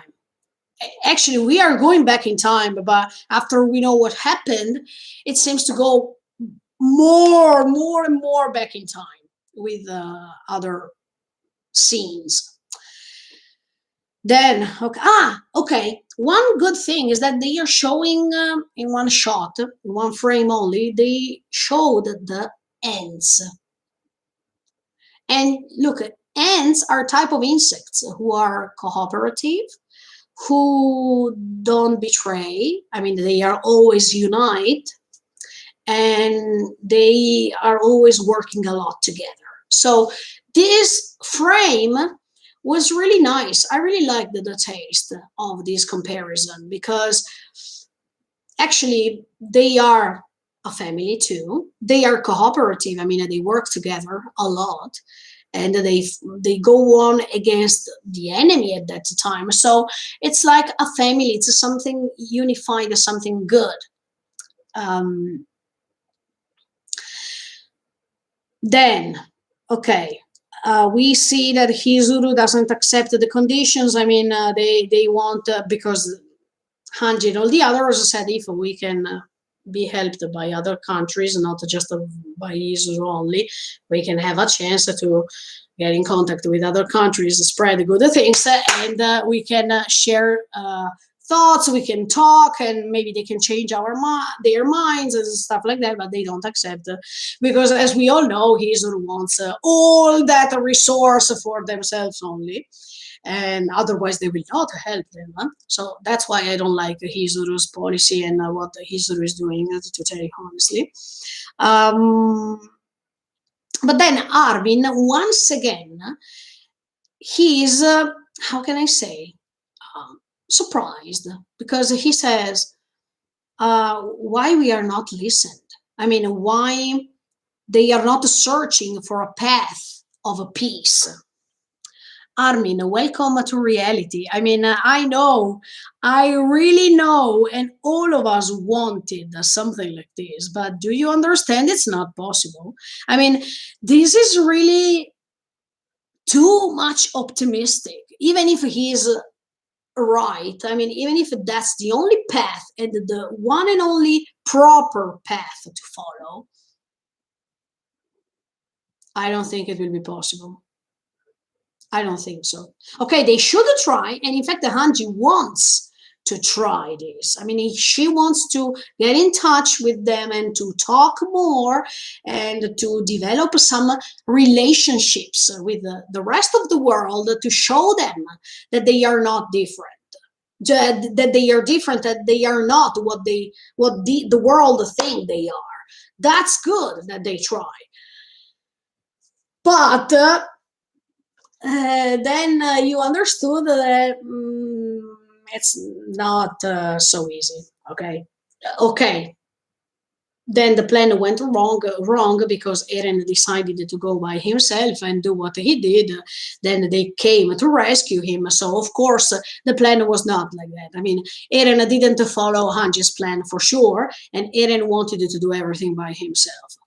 Um, the cause is such as that, of course, and the 6 other people joining the new Chosa Hedan, um, who fell during this battle. But yeah, look, Armin, I love you so much, and I love the fact that you always want peace instead of a war, and that's the best thing to do. I wanted to remark this. Armin's mind and Armin's options are the best as always because words, the power of words can change things, and the words are so essential, are so important to change history or to change things. Look, Armin, even now in real world, if we use the words instead of weapons, we could have saved the entire world without problems. But as real life tells me, this is really hard to do. Otherwise, we would have had a peaceful world even in real life too. But we don't have. So I totally agree with what Armin is saying, but I don't think it's effective. I don't think it's possible. No, no, I don't think so. And then there is this beautiful, beautiful, beautiful scene in which Eren is saying, look, who's going to get my titans? Now I still have 5 years or less than 5 years. Who's going to get these?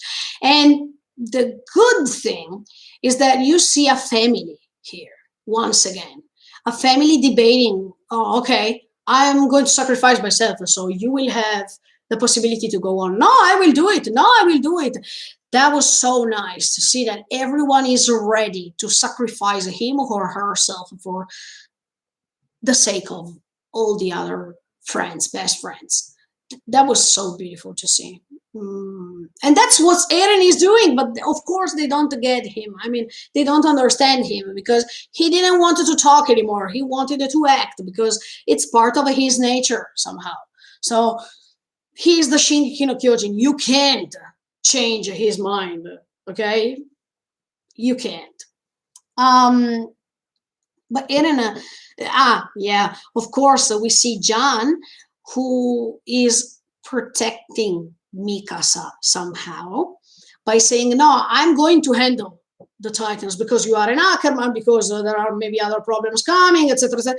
He still cares about Mikasa no matter what. And I really like John because he showed many times in silence that he still cares, and no matter if he accepted that his feelings are rejected because Mikasa doesn't care. She cares about another person instead. But he keeps going on. He keeps going on, and he protects in his own way Mikasa, and he loves Mikasa in his own way. That's so beautiful. Then we saw that the hilarious moment between Connie and Sasha, twins, guys. That's why Connie said Sasha and I were like twins. We were like soulmates. Yes, that's true. And yeah, Eren then refuses um, to ask one of them to carry this burden because it's a burden, and it's not the only burden Eren has to carry, but is one of the heaviest burden because once you become a Titan, um, you have 13 years, so you have a time limit. Try to imagine, put yourself in Eren's position or in all Titans' positions. Okay, you know that you are going to die after 13 years, exactly 13 years. Look, I would not like this. I mean, I don't know how I could have handled this. To know that I have a sure date of death. Oh, that's so bad. Bad. It's better not to know in this case. Yes. Um, no, I am. Look, but they have the horse behind, so they are not the military police. That's why I said that they are the garrisons. Um, then you have the sign, one more sign that Eren cares because he's saying something beautiful. He said that he cares about all of them and they are precious people and he wants them to have a long life, blah, blah, blah. That's so beautiful. That confirms me that what Eren is doing is not because he doesn't care anymore. Absolutely. And then when he's also blushing and he's looking at all of them, especially Mikasa, because there is a frame, look, in which they are all blushing, they are all embarrassed, but Mikasa is looking at Eren and Eren is looking at Mikasa. Oh, I loved that moment too. Absolutely. Then I think I almost finished. Almost, yes. Oh, then there is the final scene. The final scene, I mean, that one, the second to last scene where there are Connie, Jan, Mikasa, Armin talking about what to do because now it's a problem. Eren became a problem part of the plan. If you followed me at the beginning of this live streaming, I told you already. So Jan confirms me, yes, in fact, that they still don't know what Eren told Zeke. And I also want to know. I hope that they show me this dialogue. I can't wait. Because from that dialogue, we will understand lots of things. And then Connie says, do you think that was Eren? I don't think so. part of Eren's plan, Yokata. I mean, I think Eren, if he could hear what Connie said, he would have said, okay, my plan is going on because I want you to hate me. So I'm going on with this path for sure. Um, and then he says, look, if he is going to go on with Zeke's plan, probably we have to be ready too. But Mikasa then stopped him. And also from this thing, I remark how much I love Mikasa. Because no matter how many mistakes Eren is making, she is still attached to that memory that tells her, as an instinct, okay, that Eren is still caring about them. So she doesn't want to remove that memory, special memory she has, because she still believes that. Or maybe Eren is becoming really bad in the future and I'm totally wrong. In that case, Mikasa still wants to stay attached to that memory because she can't accept the truth. These are two different options, but I still believe option one. That if I'm wrong, I will tell you. I will tell you, look, I was wrong. Sorry for that. But I gave you two options. In any case, Mikasa is so great because she's refusing to think and she prefers to love no matter what.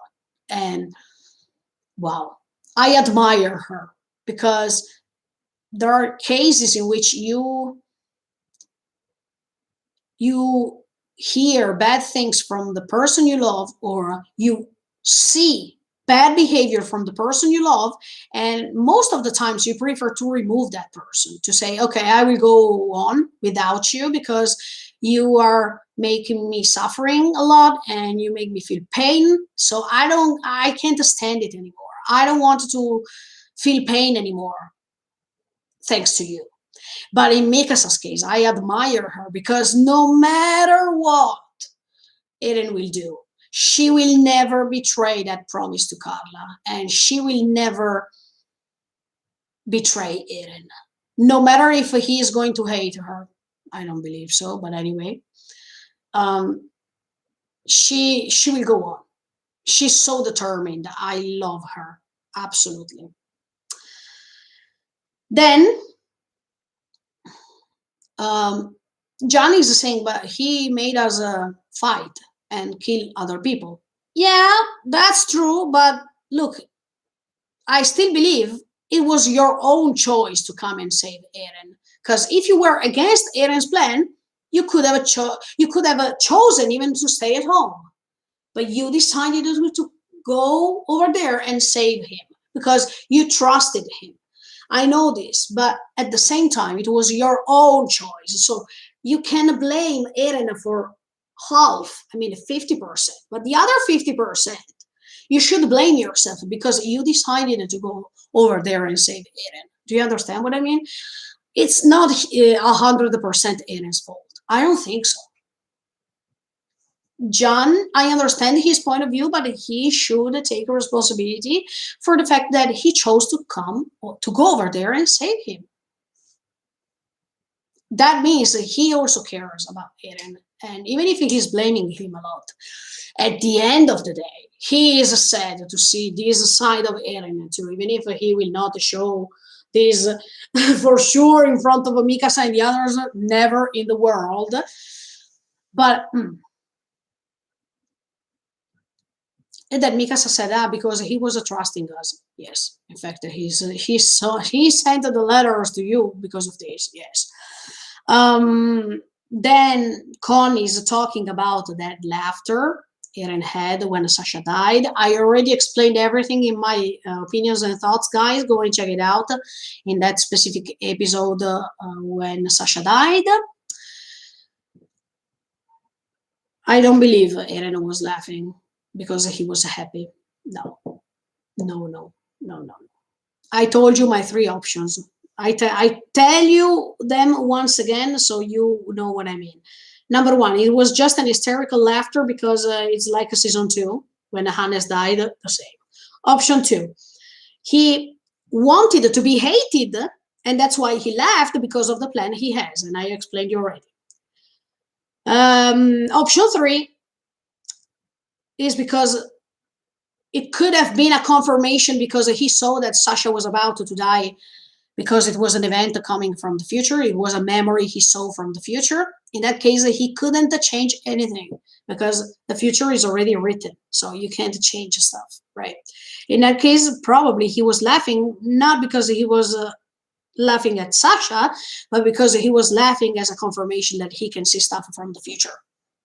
Even with Falco, he said, "No, you're a good guy. I know that you will have a long life," or something like that. How did he know that? These are my three options. I still have to decide, but I think part two, number two, is the one that is good to me. Then, let's see. John once again wants to protect Mikasa's feelings, because when Connie is about to say that Eren left, he said, "Connie, stop," because not because he didn't want to listen to this, but because he didn't want that Mikasa suffered because of Eren's behavior.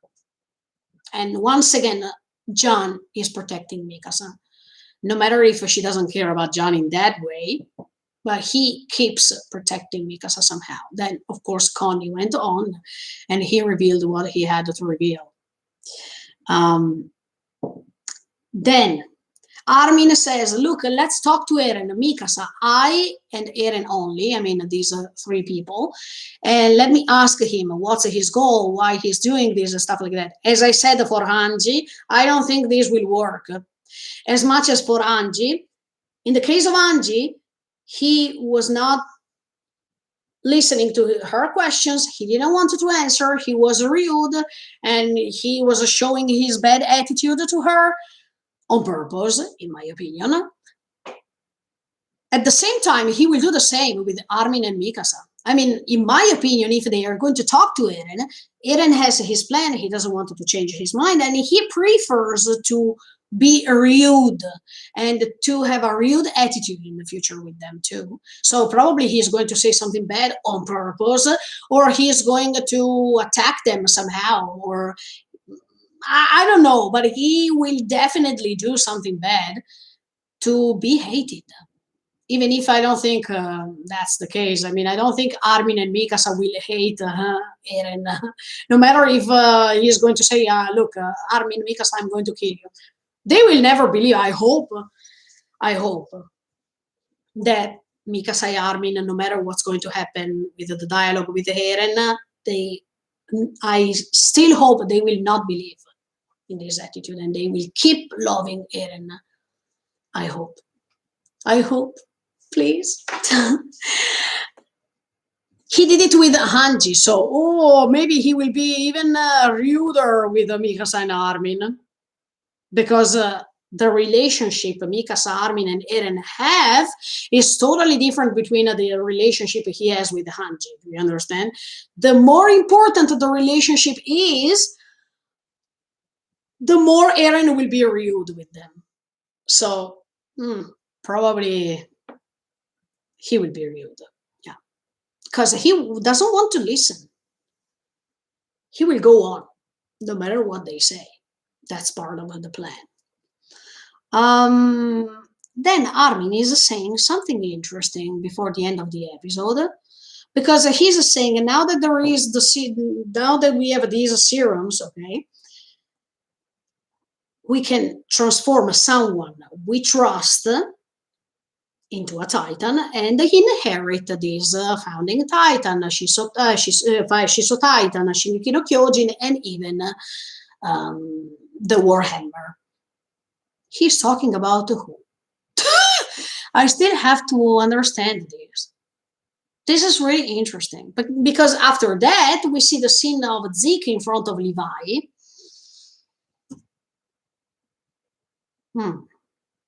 I don't understand what Armin wants to say, because Mikasa even she's saying, Masaka, no, or something like that. Oh, don't tell me, or something like that.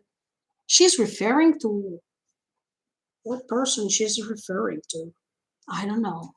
I still have to guess. I still have to understand this. But this is really interesting.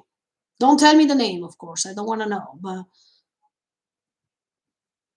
and then there is this final seed, final of Zeke. Look, I was thinking about this too. Look, next time I'm going to talk to you about the themes. But there is Zeke in front of Levi drinking.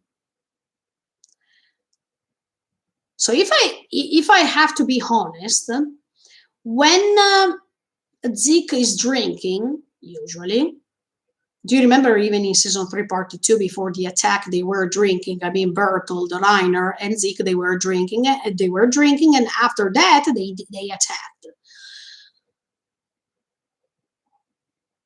Is Zeke ready to attack?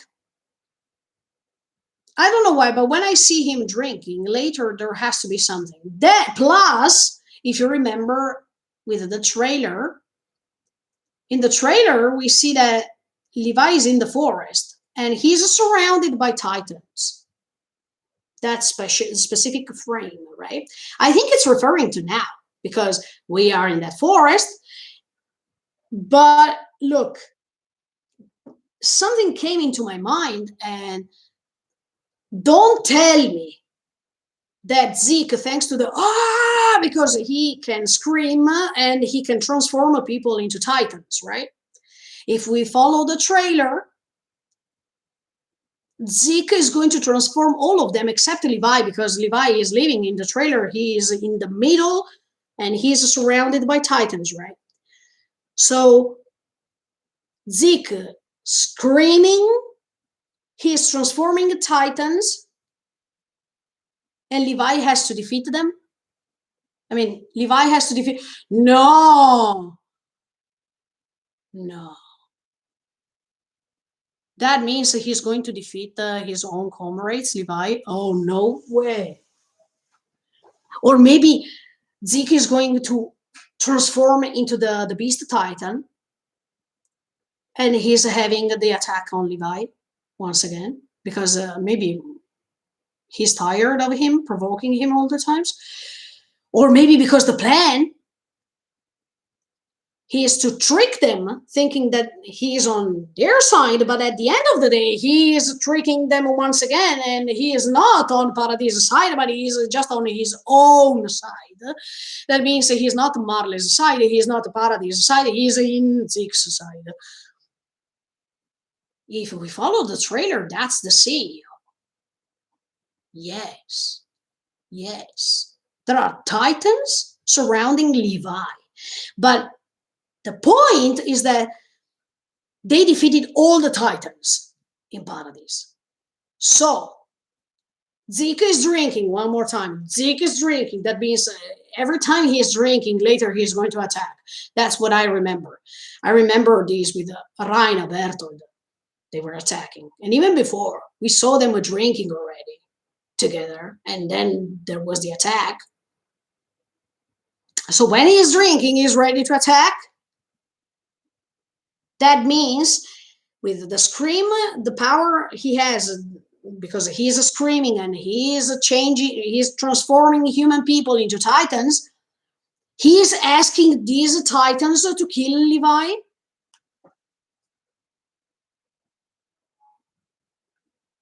I'm not ready.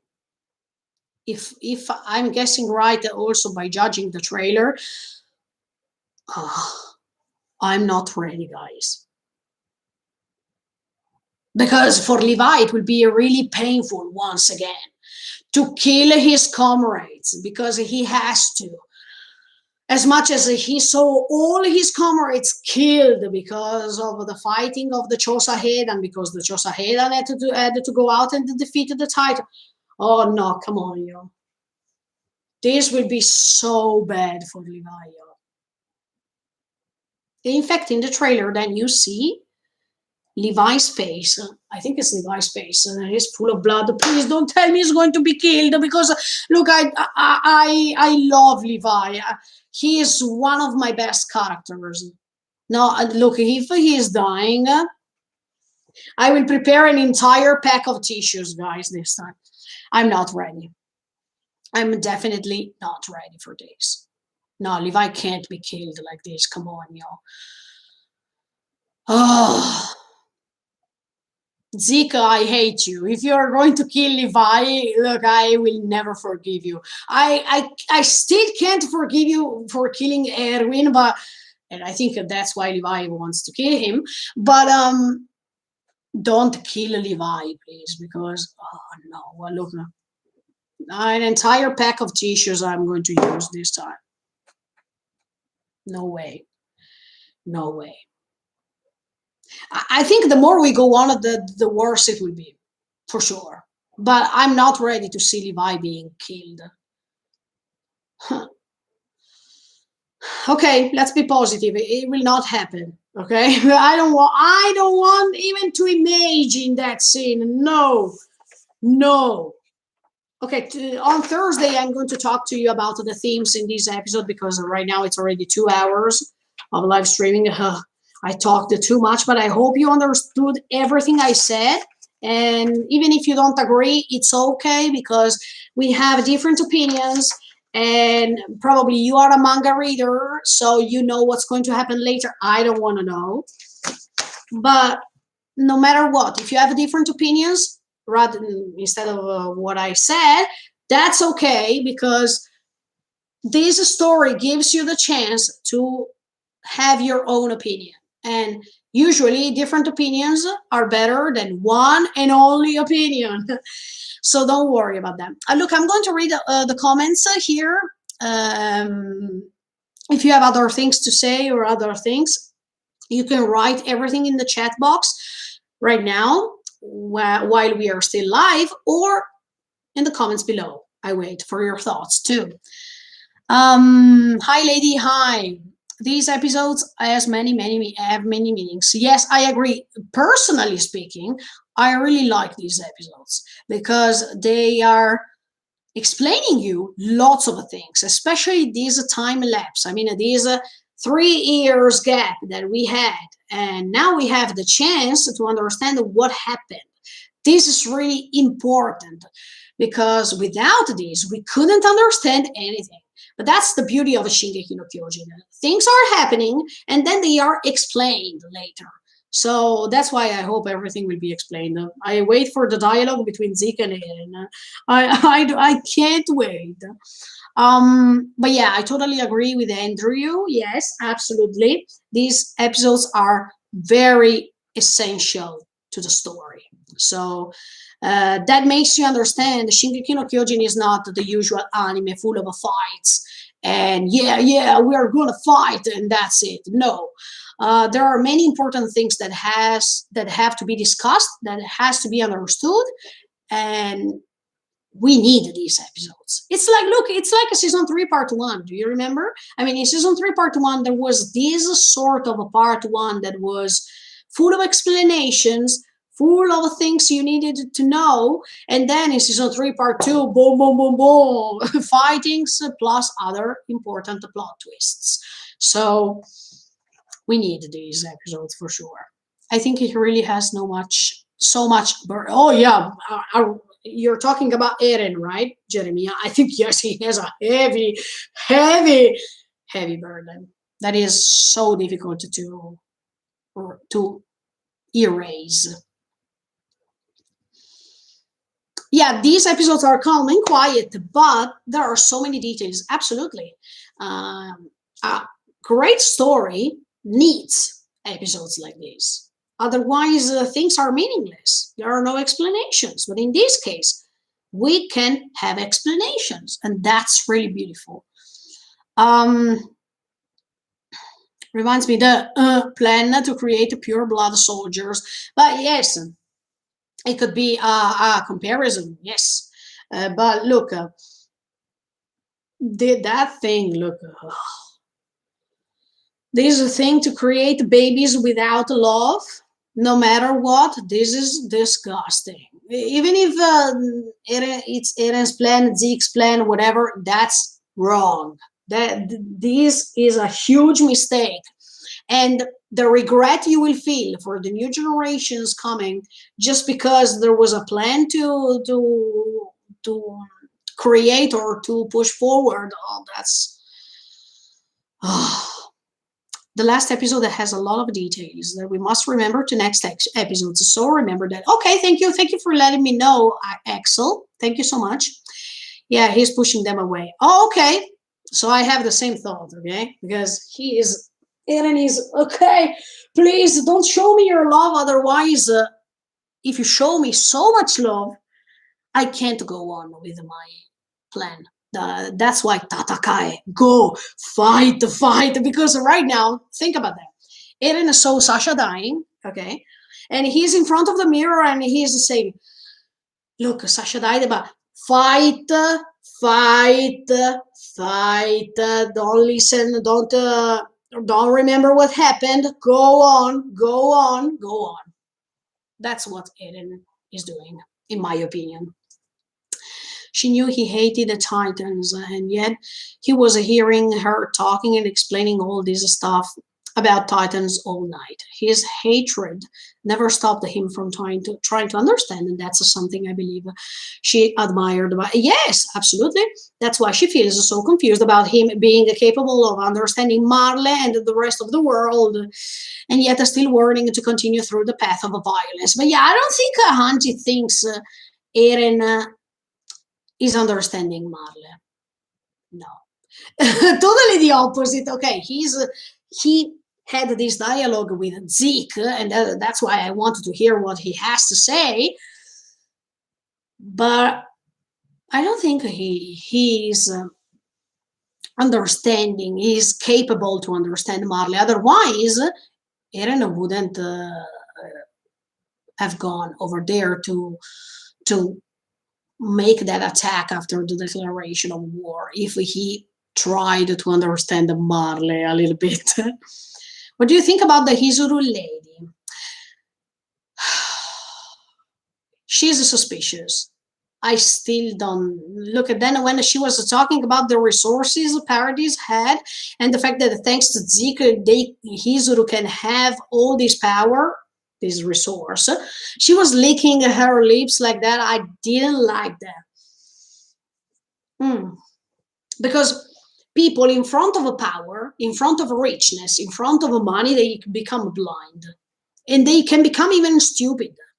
Because power, money, richness, and stuff like that, they can make you become something you are not most of the times. I mean, you are, let's pretend, even in real life, okay, you're a good person, you're a kind person, whatever. Then when there is the possibility to gain more power, to gain more money and stuff like that, in some cases you can become even more selfish and or more presumptuous or many other bad qualities. Of course, this is not for all. There are even people who, even if they become rich, they are still kind.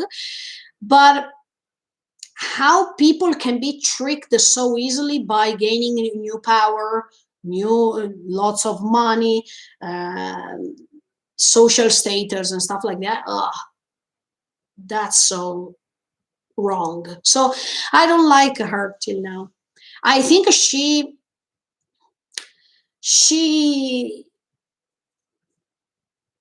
wants to use Mikasa, and that's why I don't like her. I'm still suspicious about her. Let's see in the future how she will behave, for sure. Yeah, when Pixies said we must learn because Indian people don't have any idea of what being a nation means or countries and treats between countries. Yeah, I think Pixies is right. They should stay quiet. Don't take a side. Judge, I mean, analyze first, and then they will judge and they will take a position. They will take a side. But before that, don't be tricked by Yelena. She is always there to say, "Yeah, Pixies, we will have a dining together next time." Blah blah blah. Mm, be patient, look, and then you will be able to give your own opinions after that. I think it's better. Ma che ore sono da te? Sono le 11 della mattina. I want you to live a life you're proud of. Exactly. You're right, Moss. Absolutely. That's why I thought Yumiru or Emir will not be proud of Historia or what she's doing right now.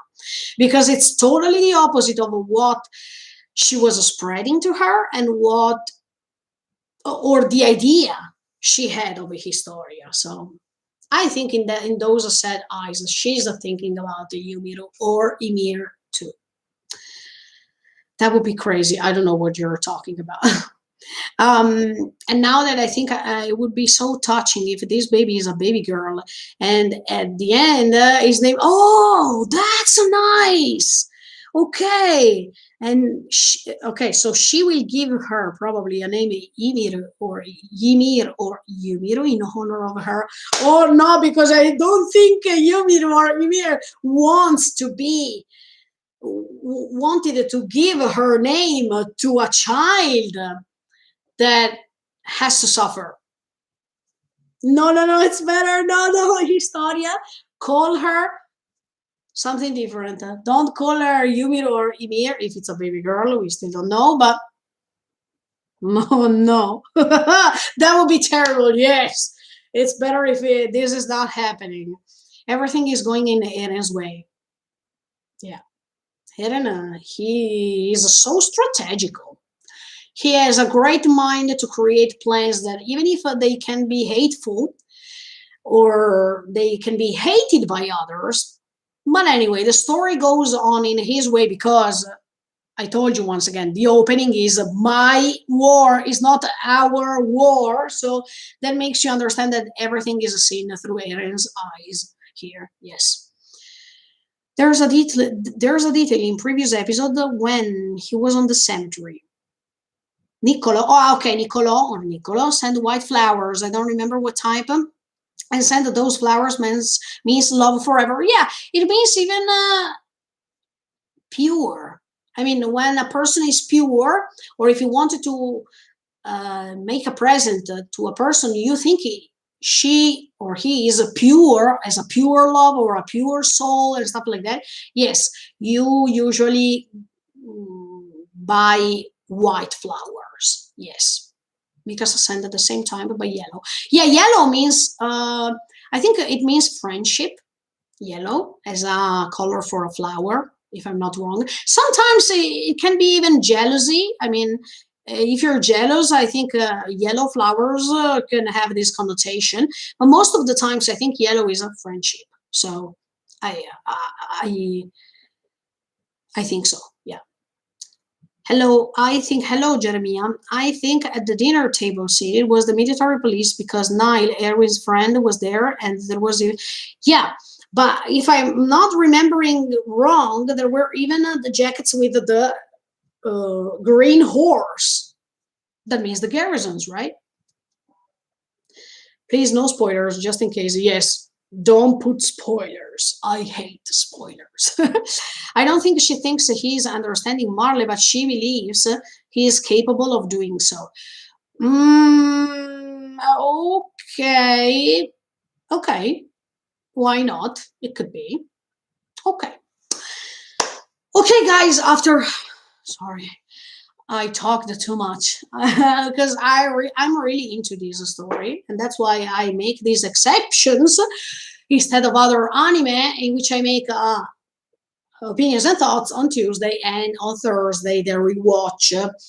Thank you so much for watching. Do you have other questions? I'm going to wait another minute before going. So if you have other questions, don't forget, of course, tomorrow, the third episode of Full Metal Alchemist Brotherhood. If you follow me in that too, thank you so much. And on Thursday with the rewatch of this episode 10, plus on Friday, The Promised Neverland season 2 is coming back with episode 6. So feel free to follow me. Okay. Any other questions? Any other thoughts of what I said? Thank you for joining me because it's quite long. No other questions. Can I go? I think so. Okay. If you have other questions, feel free to write me everything in the comments below once this live streaming is finished. Thank you so much for watching. See you on Thursday with the rewatch.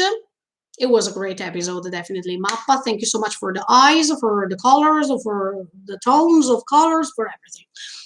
Bye, guys. See you in the next video, in the next live streaming. Thank you so much. Bye. See you. Bye-bye.